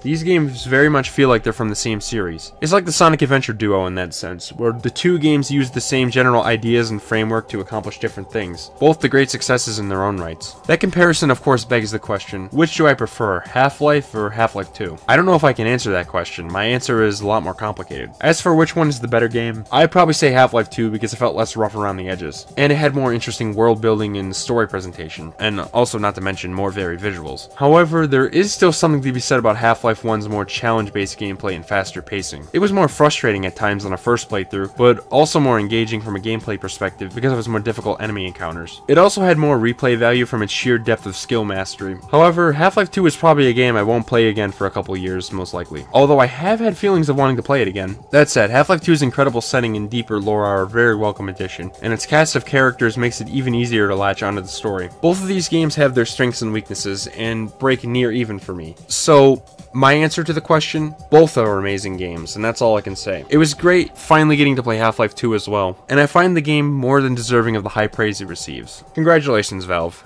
You did good once again. Again, though, that isn't where the story ends. Clearly, Freeman's story wasn't quite finished. Very shortly after the release, Valve announced their plans for its follow-up, but this wouldn't be a straightforward Half-Life 3, there I said it, like some were likely expecting. It was initially revealed as an expansion called Aftermath, and the team said they planned to release a smaller yet still important entry rather than forcing customers to wait 6 years for another gigantic release. My oh my, how things have changed since then. Anywho, come 2006, the title of the expansion was changed to the admittedly somewhat puzzling Half-Life 2 Episode 1. It would be the first in a trilogy of episodic releases meant to make up what would be HL3. Episode 1 was released in summer 2006 to much of the same praise as the base game, although some seem to feel a bit, I don't want to say negative or apathetic towards it, but notably less enthusiastic than most past entries, albeit still positive. Critics felt much the same way. To them, while Episode 1 wasn't absolutely essential like the base game, it was still good. That's about what I thought of Episode 1. I would easily call it the weakest game so far if Blue Shift wasn't a thing. Speaking of Blue Shift, the reason Episode 1 is relatively lackluster when compared to most other games in this series is, interestingly enough, really similar to that game, come to think of it. As a direct continuation of and sequel to Half-Life 2, it kinda drops the ball on providing any new exciting plot developments or adding meaningful new gameplay elements, and is more or less just a conclusion to that game's story. Of course, the game didn't have to do these things to be good. It was, even by Valve's own admission, meant to be something shorter to hold over fans for the big stuff coming in the future. However, relatively smaller scale project or no, you have to keep in mind that this game was originally released standalone. It's why this whole episodic model is a double-edged sword. On the one hand, it can make the story more intriguing to follow, because it leaves some suspense in between releases, but on the other hand, it can lead to relatively disappointing releases for consumers who are less involved with the series and the news around it, not to mention confusion at the Episode 1 title. Really, what I'm saying here is more so about this release model in general, but I'd still consider Episode 1 to be an example of this. It's solid, but I imagine I won't remember it as much as the series' other games. Episode 1 opens on a really intriguing note. Remember, last time, the G-Man saved Gordon from the Citadel's dark fusion reactor, plucking him out of the timeline and placing him in stasis yet again, as Alyx seemingly perished in the explosion. Many people probably thought that was a rather underwhelming finale to the consistent, increasing tension throughout the game, and more to the point, wanted to see more of this fascinating world they crafted, so Valve listened. We get a vision of things that occurred during Gordon's siege on the Citadel, and suddenly reappear at the moment the dark fusion reactor blew up. Several Vortigaunts appear, unfreezing Alyx from G-Man's time stop and transporting her to safety. G-Man comes out of that white door he entered at the end of the base game, presumably where he keeps Gordon in stasis, as Vortigaunts block his path. For the first time, we get a sign the G-Man isn't as all-powerful as he initially seemed. He even appears genuinely angry, having been defied for the first time ever. We'll see about that.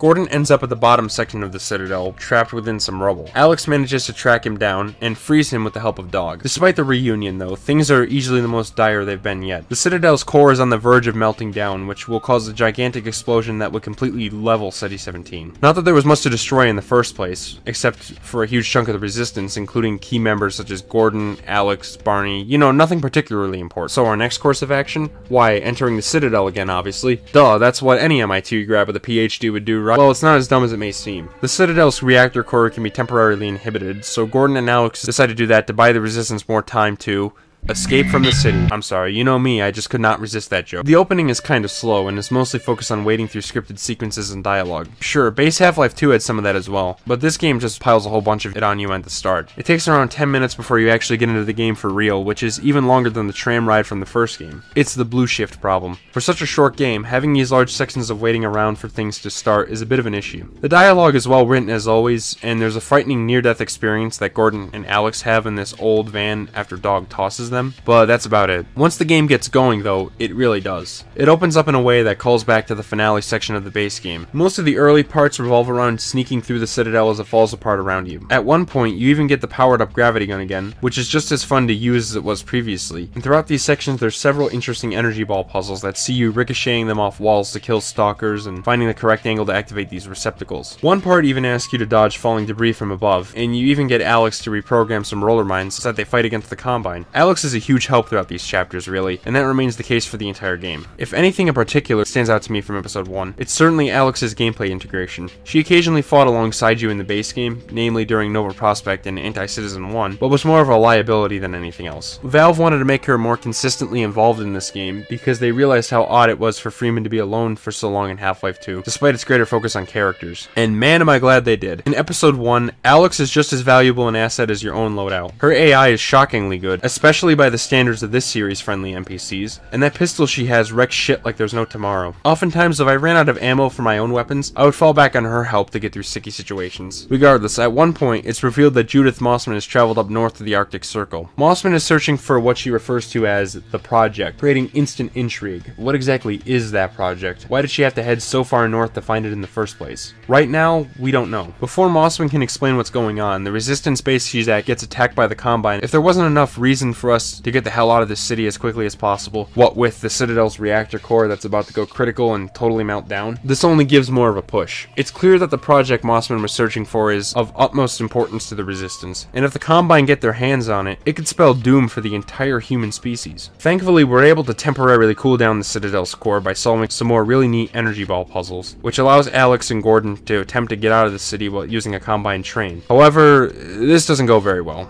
It's also here where it's revealed that Stalkers are actually humans that have been transformed. They're Resistance members.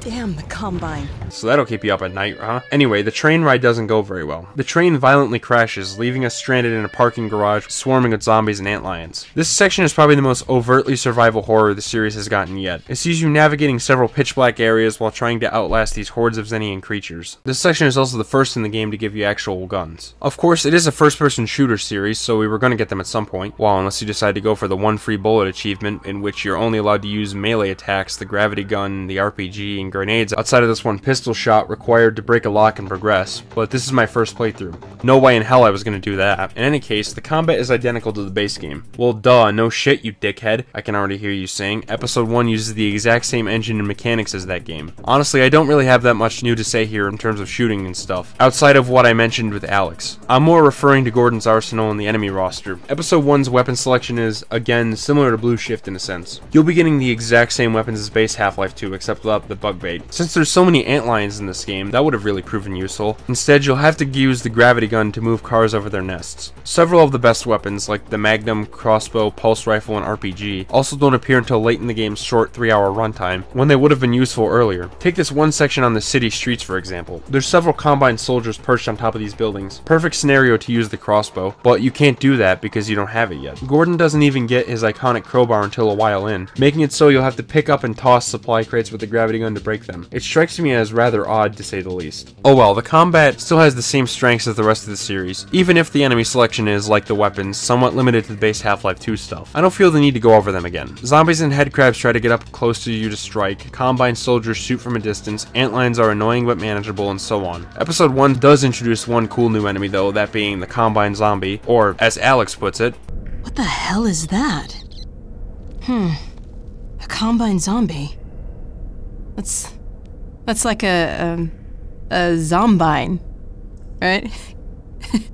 Zombine, get it? No, fuck off. Not gonna lie though, that does kind of have a good ring to it. The zombines are basically a tougher version of the standard zombie, and they could even use grenades to turn themselves into makeshift Minecraft creepers. I know there's another word I can use to describe that, but I'd rather not have YouTube block this huge video over a single word, thank you very much. It's already enough of a risk talking about games this violent and using curse words frequently, especially with that god-awful new policy change, but it's not worth it. Anyway, this whole parking lot chapter is really tense and makes frequent use of zombines. It's also fairly scarce on ammo, which evokes that same feeling of the opening hours of Half-Life 1 did, perhaps even more so because of the more detailed visuals of the source engine. It enhances the horror atmosphere to travel through this dark, barely standing parking garage, all the way up to this extremely tense face-off against a zombie horde while waiting for an elevator. Speaking of which, I might as well discuss the visuals, because I actually do have some things to say. Episode 1 has that same visual style from the base game that I absolutely loved, except with a more devastated, war-torn look. Gordon did just get back from an all-out uprising taking place in City 17 after all. And holy hell, this war really did numbers. This city looks like the Hiroshima aftermath, with all the rubble and barely standing remnants of buildings. Gunships and striders can be seen patrolling the streets, looking for any remaining resistance members to stamp out, as the newly destroyed citadel looms over the entire area, just waiting to completely explode. That said, there is one criticism I have of the graphics, and that's how we don't really see any new locations. The whole game takes place within City 17, and even though I love how it looks like an all-out war zone, it's admittedly nothing we didn't see in the original Half-Life 2, during chapters like Anti-Citizen 1 and Follow Freeman. Even the parking garage was an idea used in the base game. They didn't really even have to go to a totally new place, even just showing new areas of City 17 to flesh out the world would have sufficed for me. Sort of like what Opposing Force did. Same general location, new areas. As is, I can get over it. I love the way the Combine world looks either way, but they certainly could have done more. I feel similarly positive about the game's soundtrack. Whereas Half-Life 2 mixed in some tracks from the first game alongside the new material, Episode 1 is entirely original compositions. Kelly Bailey once again reprises his role as composer, and did yet another fantastic job capturing the dark, oppressive atmosphere of the Half-Life universe. Admittedly, I still call the soundtrack of the first game my favorite, primarily because I find the melodies overall more memorable, but that's probably because it's the only game featured in a whole video that I actually played more than once, so take that how you will. Episode 1 has a very foreboding, grungy, industrial metal-like sound, making it feel like you're running from something the whole game. And really, that's exactly what's going on here.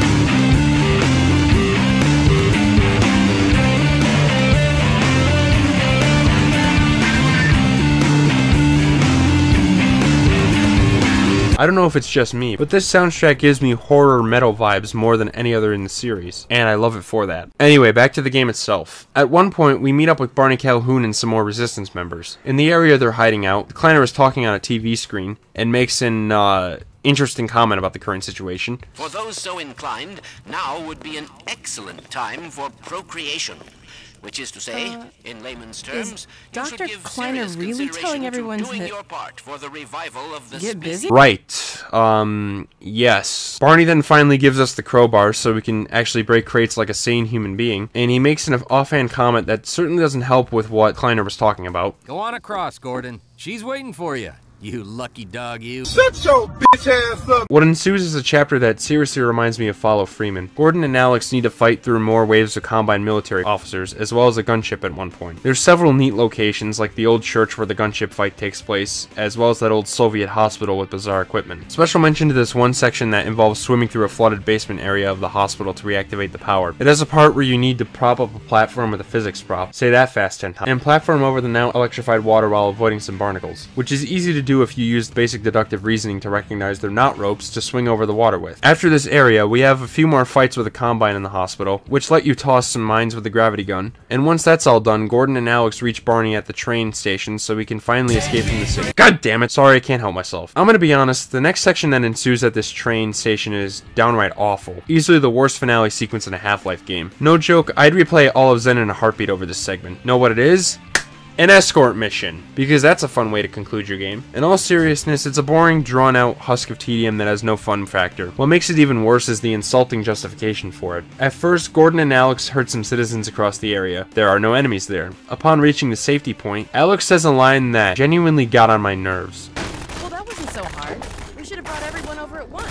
Yeah, Alyx, good point. Why didn't we do that? I'll tell you why. Because if we did, then we wouldn't have this fucking horrible gameplay segment, that's why. What a joke. The next several waves of this just get more and more annoying. What takes the cake is easily the part with the Combine APC, which can shoot rockets at you capable of taking you out in one hit if you have no armor. Also, fuck this one Combine shotgunner in particular. No particular reason. Just fuck him. Once you finally herd all those dumbass lemmings to the other side of the building, there's one more encounter, with a Strider, and it's the game's final boss.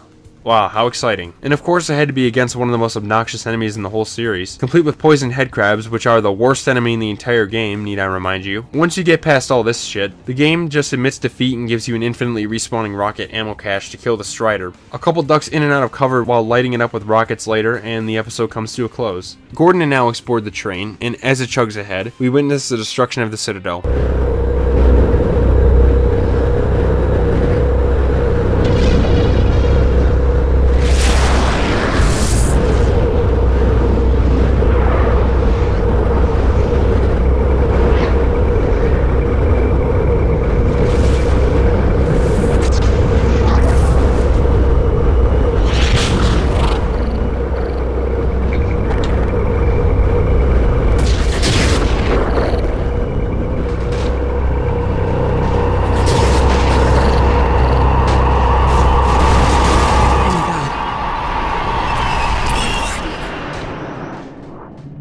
So yeah, that's a pretty cool visual, but it doesn't make up for how plain terrible this finale segment was, ultimately leaving episode 1 with a sour lasting impression. So yeah, that's Half-Life 2 episode 1. In general, it's not bad and still has all the gameplay and writing strengths of the base game, complete with slightly improved visuals and a legitimately helpful companion character for fights. I unfortunately find that despite its short length, it doesn't really add anything to the series, whether gameplay wise or narratively, apart from setting up things for a future installment. It's just not particularly stand out, and is also bogged down by a god-awful final gameplay section that leaves the game out on an unfavorable note. I'd still recommend you play it though, because this whole thing isn't a dumpster fire with nothing going for it. There's still some fun to be had and some solid dialogue from the characters. It's also still important for what was to come next. Here it is. Ask any Half-Life fan what the best game in the series is, and chances are they'll answer with this one right here. Half-Life 2 Episode 2 was released 1 year after Episode 1, in 2007, shockingly quick by the standards of this series. Out of all the games in this series, Episode 2 was probably one of the ones I was anticipating the most, alongside the original game and base Half-Life 2. As its name implies, Episode 2 was the second in the planned episodic trilogy that would have made the equivalent of Half-Life 3. Interestingly enough, it was developed simultaneously with the first episode, allowing for a much smoother transition between the storylines of the two games. The technology used for these games was the exact same, letting the teams working on both to quickly fix bugs present in both, which was helpful for them, especially since they were working to make the game a multi-platform release. 2007 was, without a doubt, one of the best years in Valve's history. Not only was Episode 2 released, but 2 other major games came out alongside it. There was Team Fortress 2, the best multiplayer shooter ever made if you ask me, and also Portal, a unique puzzle game that made use of a distinct,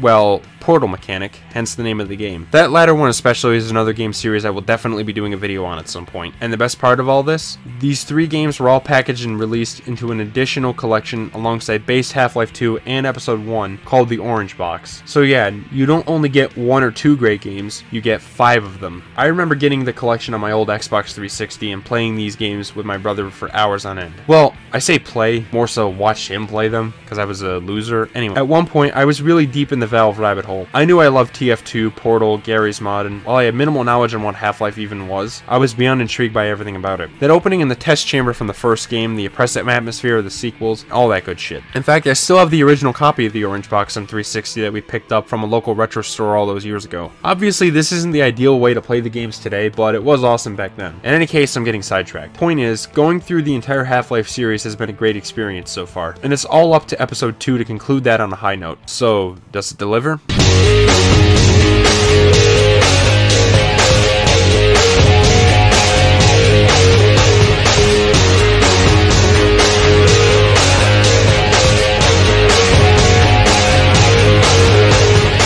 Yes, with flying colors. As you'll see, this game wasn't intended as the finale to the series at first, but it almost feels like it in a lot of ways. In short, I thought it was absolutely fantastic. A more than worthy note to conclude this gigantic video on. Episode 2 picks up right where the first episode left off. The train crash that ensued immediately following the Citadel's explosion and the complete destruction of City 17 by proxy. In a sequence that kinda reminds me of Uncharted 2, a game I should really get around to playing sometime, Gordon has to make his way through the train as it threatens to crush him to death. Now that I think about it, this opening is an interesting juxtaposition in a way. Half-Life 2 itself opened on a train leading into City 17, as the Combine themselves appear near indestructible. In this game, though, we start on a ruined train that was headed away from that same city, after it had just been annihilated by an explosion that rivals the thermonuclear warhead that put Black Mesa out of commission. This probably wasn't intentional, just something interesting I noticed. At the bottom of the bridge we fell off, we meet up with Alyx yet again, who's thankful both she and Gordon managed to survive that explosion. Alyx picks up the gravity gun and frees Gordon from the train car, fully revealing the fact that we're now in a forest on the outskirts of the city. This is a rather interesting aesthetic change. In the previous games, we mostly explored wastelands, either natural or man-made, but here we spend the whole game in a beautiful Eastern European woodland. I like it. Regardless, after a little bit of walking, Gordon and Alyx lay eyes on what remains of City 17, and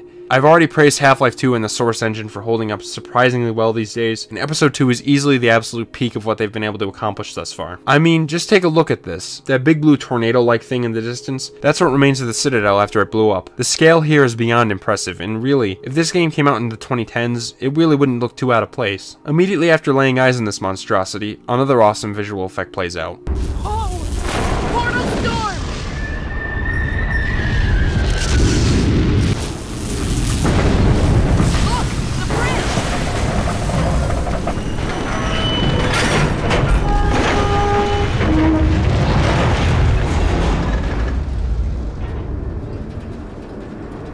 Right, so that right there, that's what the portal storms I mentioned way earlier in Black Mesa East look like. It's stated in those newspapers in Black Mesa East that these became commonplace after the Resonance Cascade, and are what allowed the Combine to invade in the first place. It came from the quantum event taking place over in the distance, which is referred to as a super portal. It's exactly what it sounds like, a huge portal. Right now it's in an early stage, and if it reaches maturity, then there will be catastrophic ramifications for the Resistance. The Combine can launch an even larger force than they did during the 7-hour war. Except this time we won't last 7 minutes. Thanks, Eli. Basically, humanity would be toast, because I'd imagine the Combine aren't too happy about what the Resistance has done to their empire. Right from the start, we have a clear goal to accomplish, as well as a ticking clock that motivates us to keep a move on. Of course, nothing actually happens if you take too long, I mean, narratively. Once again, the Half-Life series proves its mastery at combining gameplay and story. In this game, there's also a new character introduced, Dr. Arnie Magnusson. Admittedly, it's a bit strange how everyone acts like they've known him all this time despite us never once seeing him, but that's not really an uncommon thing for Half-Life 2. You kinda just have to roll with it, and if you do, it's easy to forget about it and enjoy the plot they're presenting. Magnusson is portrayed as an arrogant jerk-ass, who's constantly complaining about how long people take to do things, as well as responding to questions with a heavy dose of snark. Oh goddamn! I can see some people hating Magnusson, but honestly, that's kind of why I like him as a character. He's an unlikable asshole, yes, but I think that's what makes him stand out and work, because that was the intention. Most Half-Life 2 characters are pretty kind and caring, so a little bit of cynicism makes for a memorable contrast. And it's not like Magnusson is some dumbass who doesn't know what he's talking about either. He's just as knowledgeable about physics and scientific problem solving as Gordon, Kleiner, and Eli are, and with how essential and time sensitive this mission is, he has a reason to be impatient. Regardless, Gordon and Alyx depart after their signal to the White Forest Resistance base breaks up. What we need to do is very straightforward. Reach White Forest and aid Magnusson in launching a rocket he's prepared, with the goal of aiming it at the reforming super portal and hopefully closing it before the Combine can send in reinforcements. Initially, we travel through an abandoned village where something seems awry. As soon as Gordon opens the gate for him and Alyx to proceed, we catch a glimpse of what was wrong. The new type of enemy this game introduces, the Combine Hunters. Well, it doesn't really introduce them, because it did make a cameo in episode 1, but forget about it. I'll discuss these more in detail later when they come up, but for now they're an intimidating presence.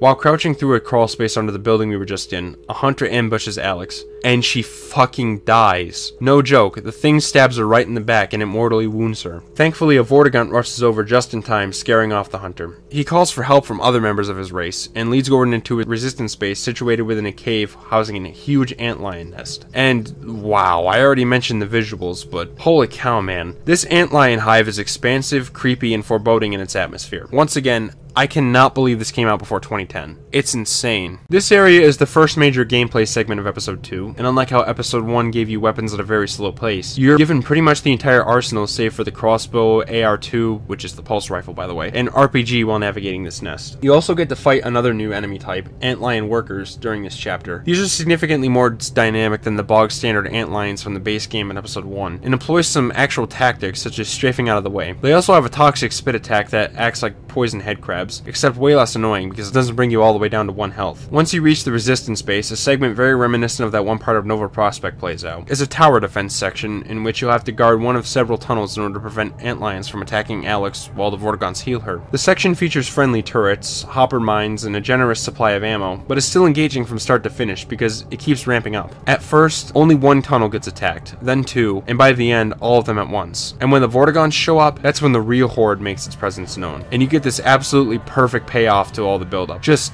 watch this play out.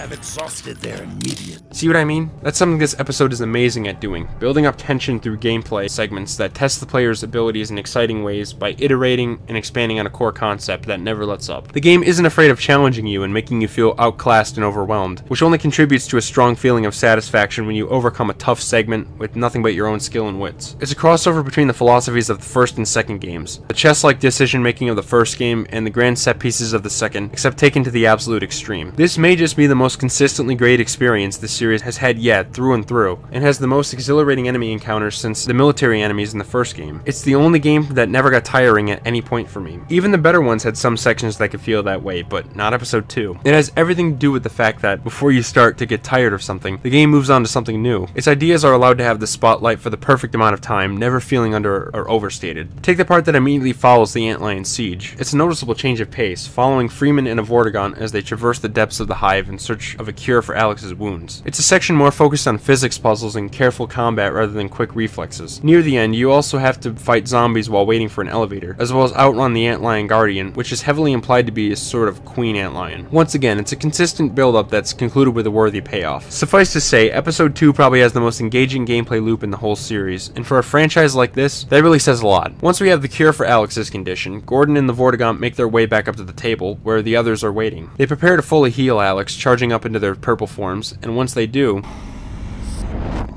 Dr. Freeman, I realize this moment may not be the most convenient for a heart-to-heart, but I had to wait until your friends were otherwise occupied. There was a time they cared nothing for Miss Vance, when their only experience of humanity was a crowbar coming at them down a steel corridor. When I plucked her from Black Mesa, I acted in the face of objections that she was a mere child and of no practical use to anyone. I have learned to ignore such naysayers when quelling them was out of the question. Still, I am not one to squander my investments, and I remain confident she was worth far more than the initial appraisal. That's why I must now extract from you some small repayment owed for your own survival. See her safely to White Forest, Dr. Freeman. I wish I could do more than keep an eye on you, but I have agreed to abide by certain restrictions. Well, now, listen carefully, my dear. When you see your father, relay these words. Prepare for unforeseen consequences.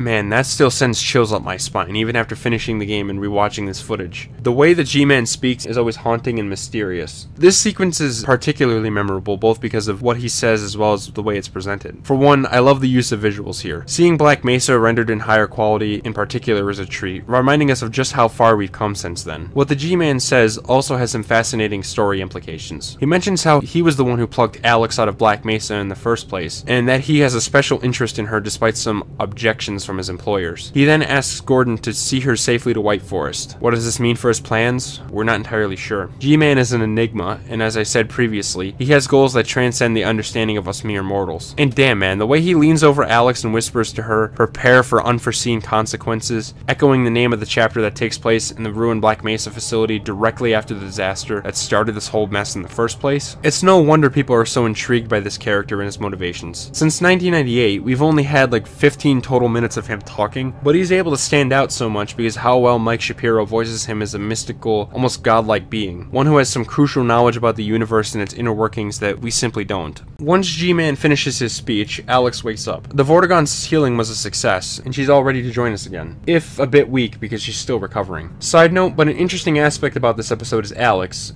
in a gameplay sense. In the first episode, she was pretty much always by your side, but in the second, there's several extended areas where you and her split up for one reason or another. Alyx is just as useful in combat as she was previously, but I don't mind that there's parts where Gordon is on his own. It's always narratively justified, unlike that horrendous ending segment from episode 1, and I see it as a way to prevent the game from growing stale. Again, if every single section were focused on outright combat in the exact same way, even with how great it is in here in episode 2, it could get tiresome. Anyway, after making it out of the nest, Gordon, Alyx, and the Vortigaunt were with lay eyes on a group of Combine forces crossing a bridge. They found us and are headed to the White Force base. Or if there wasn't enough of a ticking clock in the story, well, this only doubles that feeling. The trio then navigates a bit of the forest, fighting off antlions until making it to a thumper for safety. That's when the antlion guardian, as well as a regular guard, ambush Gordon, and a sort of mini-boss ensues. The AI on these guys is not complicated to avoid as always. They pretty much charge at you, but getting hit by one is punishing because of how much damage they deal. They can even toss objects like cars at you, which can really knock off a large portion of your health. It's best to toss explosives at them with the gravity gun, and then finish them off with a shotgun's alt-fire. At least that was the best strategy I came up with. Once those guys are down, the trio have to repair an elevator, which leads them to another area Gordon heads through alone. This place has serious Ravenholm vibes, because you're mostly fighting zombies in close-range corridors. It even has a section where you'll have to make your own path through toxic waste, and ends in Freeman clearing off a bridge to get an old muscle car that was stuck on it. This will come in handy during numerous sections up ahead, as the next chapter is basically Highway 17, but even better, believe it or not. My reason boils down to the car's physics, which feel way tighter than the buggy in the base game. I also think the car itself looks and sounds way cooler, and the roads you travel down are more varied in how they're laid out. It still has a stop and go mentality, but like in Half-Life 2, it works here. The scenery is absolutely gorgeous, and every stop has a reason for it. Alyx wants to send a signal warning White Forest of the approaching Combine, and when that doesn't work,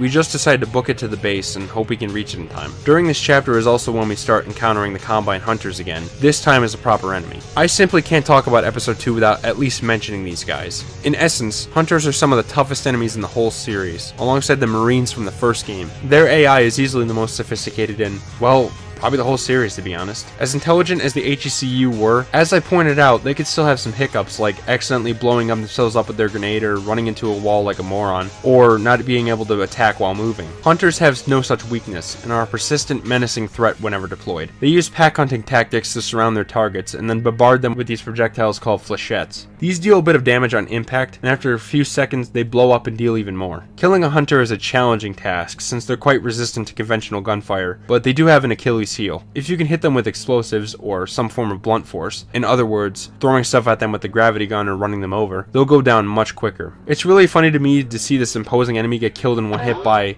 forgetting to check their surroundings before crossing the proverbial street. Genius. In all seriousness, hunters are tense and exciting to fight. As soon as you see one, you'll want to take it out as quickly as you can, because they do not screw around. But I like that about them. Even though they're technically bullet sponges who can blast away a large chunk of your health, I never got frustrated when fighting them. I took a beating for sure, but it always felt more than possible to kill them in any given scenario. Their AI is so dynamic that it constantly keeps you on your toes when one or several of them are set in. Oh yeah, and if there's more than one, like I said, the things will start to strategize and employ actual squad tactics. Yeah, that's something that hasn't been seen since the original game. Now, I do think that the Metro Cop Soldier AI in Half-Life 2 is better than some credit it for, but there were more instances where their strategy more or less boiled down to rushing you and playing aggressively.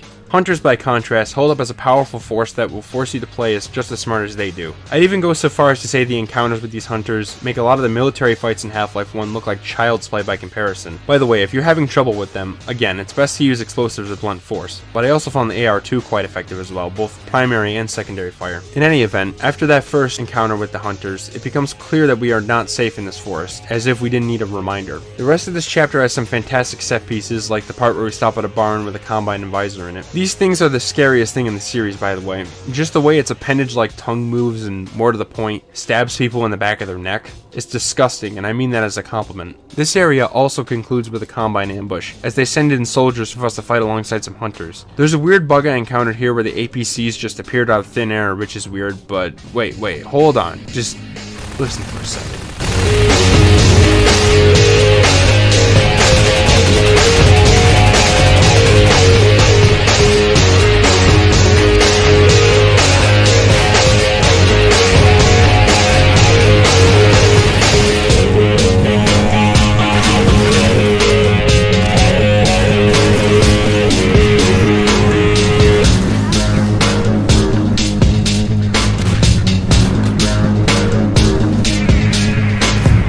Whoa, whoa, whoa, hold up right there, guys. You can't just drop a banger that goes this hard without warning me. So yeah, I'm sure you've noticed by now, but episode 2 has some of the best music in the series as well. I held off on talking about it until now because I wanted to save it for this moment. That track you just heard, called Sector Sweep, is definitely one of the best songs in the series on its own. The powerful guitars and percussion are just so sick, it's hard to describe. Kelly Bailey has once again managed to blend atmospheric tracks with more intense ones and still make everything feel like it logically fits together. It's simply incredible stuff, so here you go, have one more showcase, because you have to hear this stuff if you haven't.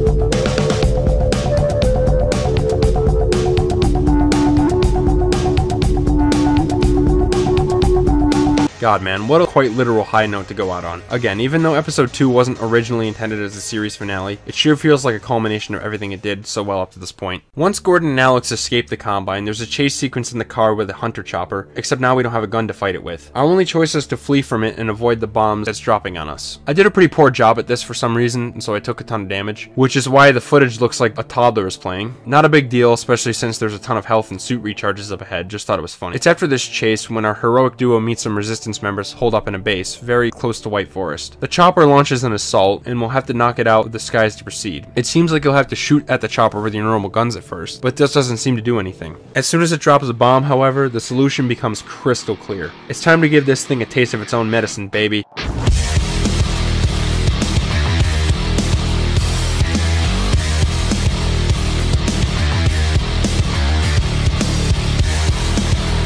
Now that's how you do a boss fight. After that showdown, episode 2 once again changes things up in a fun way. Next to the base we're at is a junkyard, which some Combine have rigged with an autogun that fires upon seeing anything that moves. To deactivate it, Gordon has to sneak through the scrapyard, all the while fending off zombies and Combine soldiers that he comes across. It's yet another section which goes for a slower approach, breaking up the action in a fitting way. Once you're through, deactivating the gun is as easy as lobbing a grenade into its generator, blowing it up in a satisfying fashion.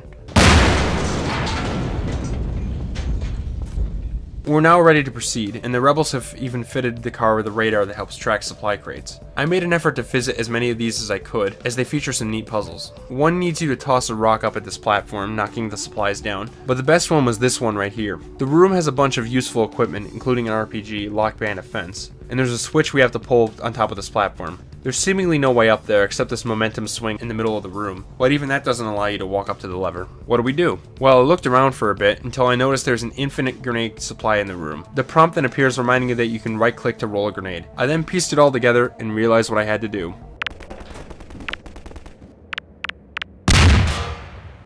Oh, hell yeah. And because of this, I was able to get the RPG early. There's still one more obstacle for us before reaching the White Forest base, though. And that's another tough Combine ambush. While driving, they put up a force field and begin rushing into the house we're stuck in. This fight involves normal soldiers, elites, and of course, a few hunters. And I'd probably say it's the most difficult combat sequence in episode 2. Facing hunters in close quarters is particularly quite crazy, and it will take some serious on-the-fly decision-making to survive unscathed. Once you finally neutralize the area, you feel like a combat god. Oh yeah, and once this is done, there's a quick puzzle involving spatial awareness, so that's nice. We're really closing in on White Forest now. I can almost... shit, did that joke already. There's a river that leads right to the base, but unfortunately a gate blocks our car's path, so you'll have to proceed on foot. It appears calm at first, but then out of nowhere, a strider underneath the remains of a dropship wakes up. Oh shit, well what am I supposed to...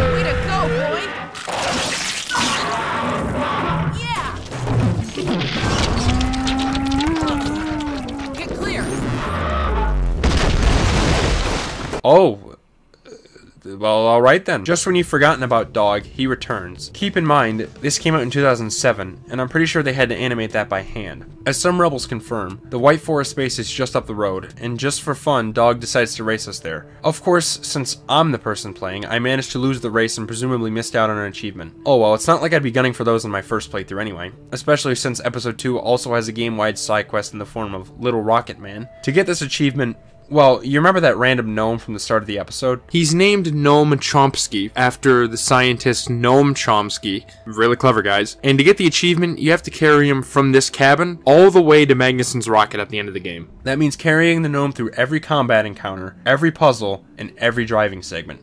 Enough said. Anyways, White Forest. It's a decommissioned Soviet Cold War bunker that was actually bought out by Black Mesa as a way to decentralize their business. Also, it features several missile launch silos. I don't know what the deal with Black Mesa building research labs over abandoned ICBM silos is, but sure. I really like the way this looks. I'm a sucker for huge underground facilities like this. Eli is happy to see us, and has an, interesting suggestion for Gordon and Alyx.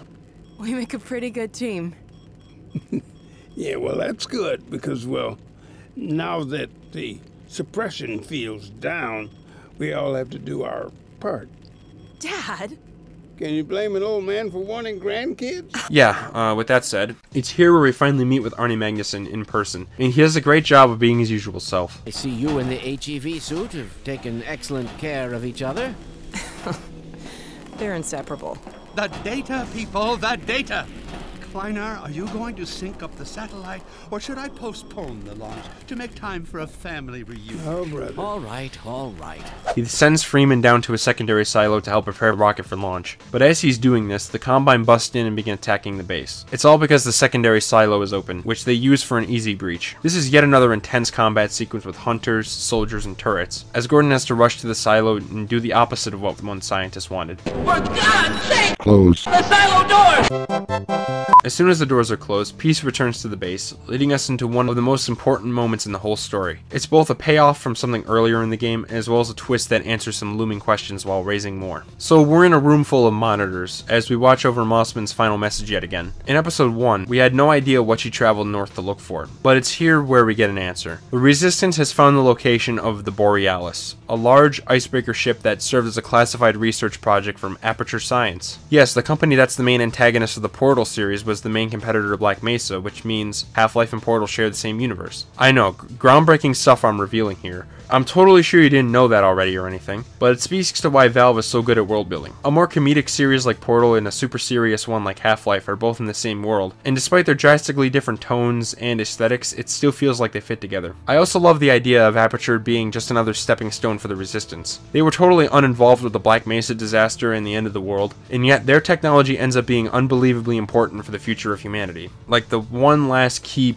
piece of the puzzle for the Resistance. Of course, though, that begs the question, how the hell did this huge ship end up trapped deep in the ice? There's no way it just crashed while on an ordinary expedition to the north. It almost seems like it was fused into the ice somehow. So, as I said, Aperture was using the Borealis ship, but what for? Teleportation research. They had already mastered local transportation with the handheld portal device, but that was only good for transporting people because of the portal's small size, and it was also inefficient because the user has to place the portals manually. Presumably, they wanted to make it possible to transport large infantry like ships long distances in an instant, as well as make it more efficient. Essentially, it's an even crazier version of the Philadelphia experiment, if you know what that was. The ship was presumably outfitted with devices that enabled it to teleport, but one day as the employees were working on it, it just spontaneously disappeared, alongside its entire crew in a bit of the dry dock. That's obviously cause for concern, since huge ships and their crew don't tend to randomly vanish without a trace. It's clear the technology on board had a lot of potential, and if the Resistance could find the ship, they'd potentially have something that would give them an upper hand against the Combine. However, not everyone is exactly thrilled with the idea of using the ship. Eli believes that the ship is too powerful if it falls into the wrong hands, or if the Resistance doesn't use it correctly, so it must be destroyed. Kleiner disagrees, citing how helpful the ship could be for the war effort, but Eli stands his ground. We can't simply waste all that potential. Has Black Mesa taught you anything?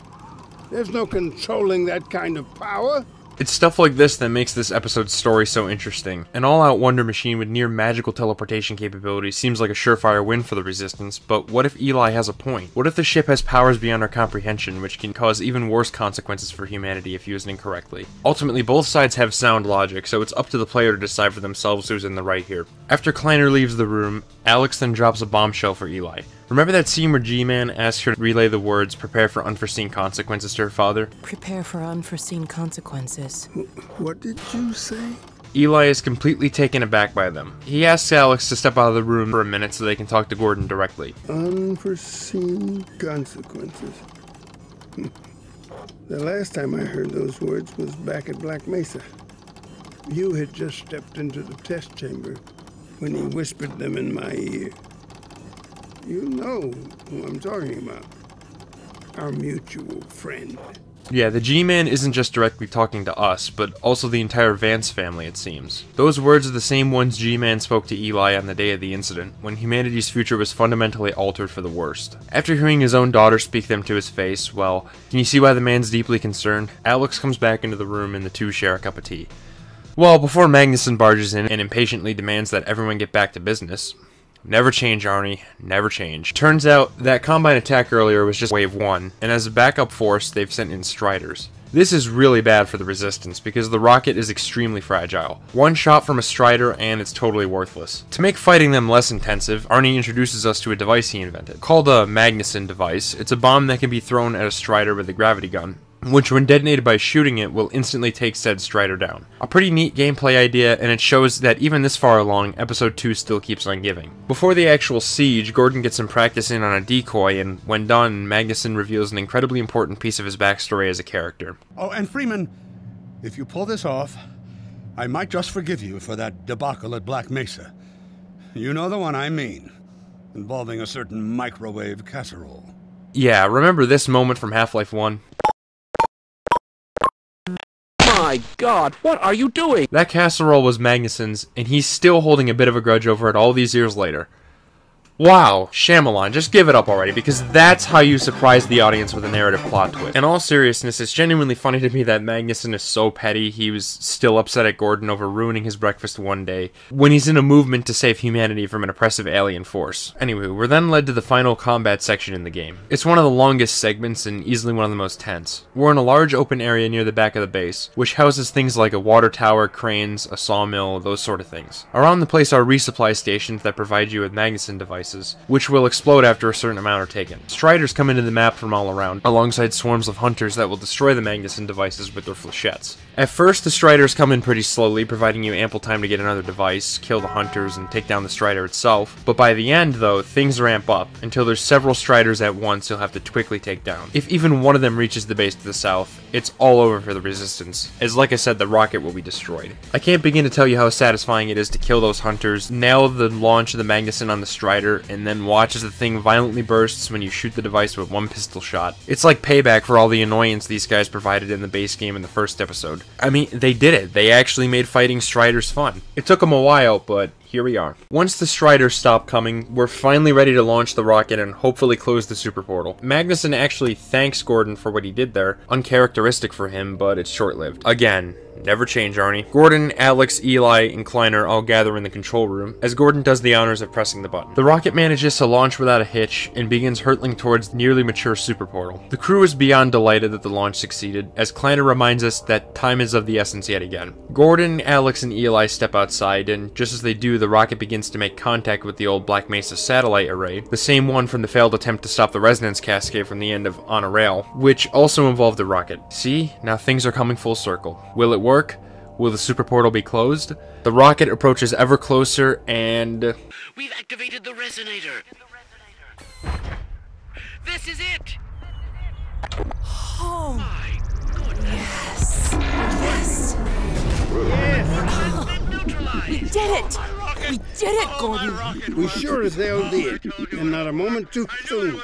Yes, it did. As Magnuson exclaims the rocket worked, using a Xenium resonator, contact is made with the satellite array, which neutralizes the super portal, cutting off the Combine's only access point to their homeworld and preventing a second 7-hour war. Everything has gone according to plan. Humanity has a second chance, and with the Combine having no access to our planet, the Resistance is now in the final stretch towards restoring humanity's freedom. Eli is stern about his stance on the Borealis, insisting that Alyx and Gordon destroy it before the Combine can use it. The three prepare to board a helicopter en route to the Arctic Circle, so they can meet up with Judith and enact the next phase of their plan. Before they enter the hangar bay, though, Dog spots something in the distance and runs off towards it. Seems like nothing, though. He is pretty much a silly animal anyways. It finally seems like one of these games is headed towards a totally happy ending.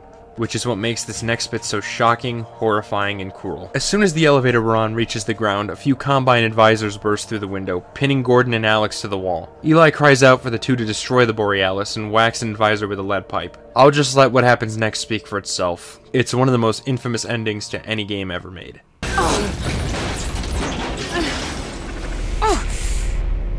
Oh my god! I love you, sweetheart. Close your eyes, honey. I love you, Dad! Don't look! No! Oh my god, no! No! Gordon! Dog!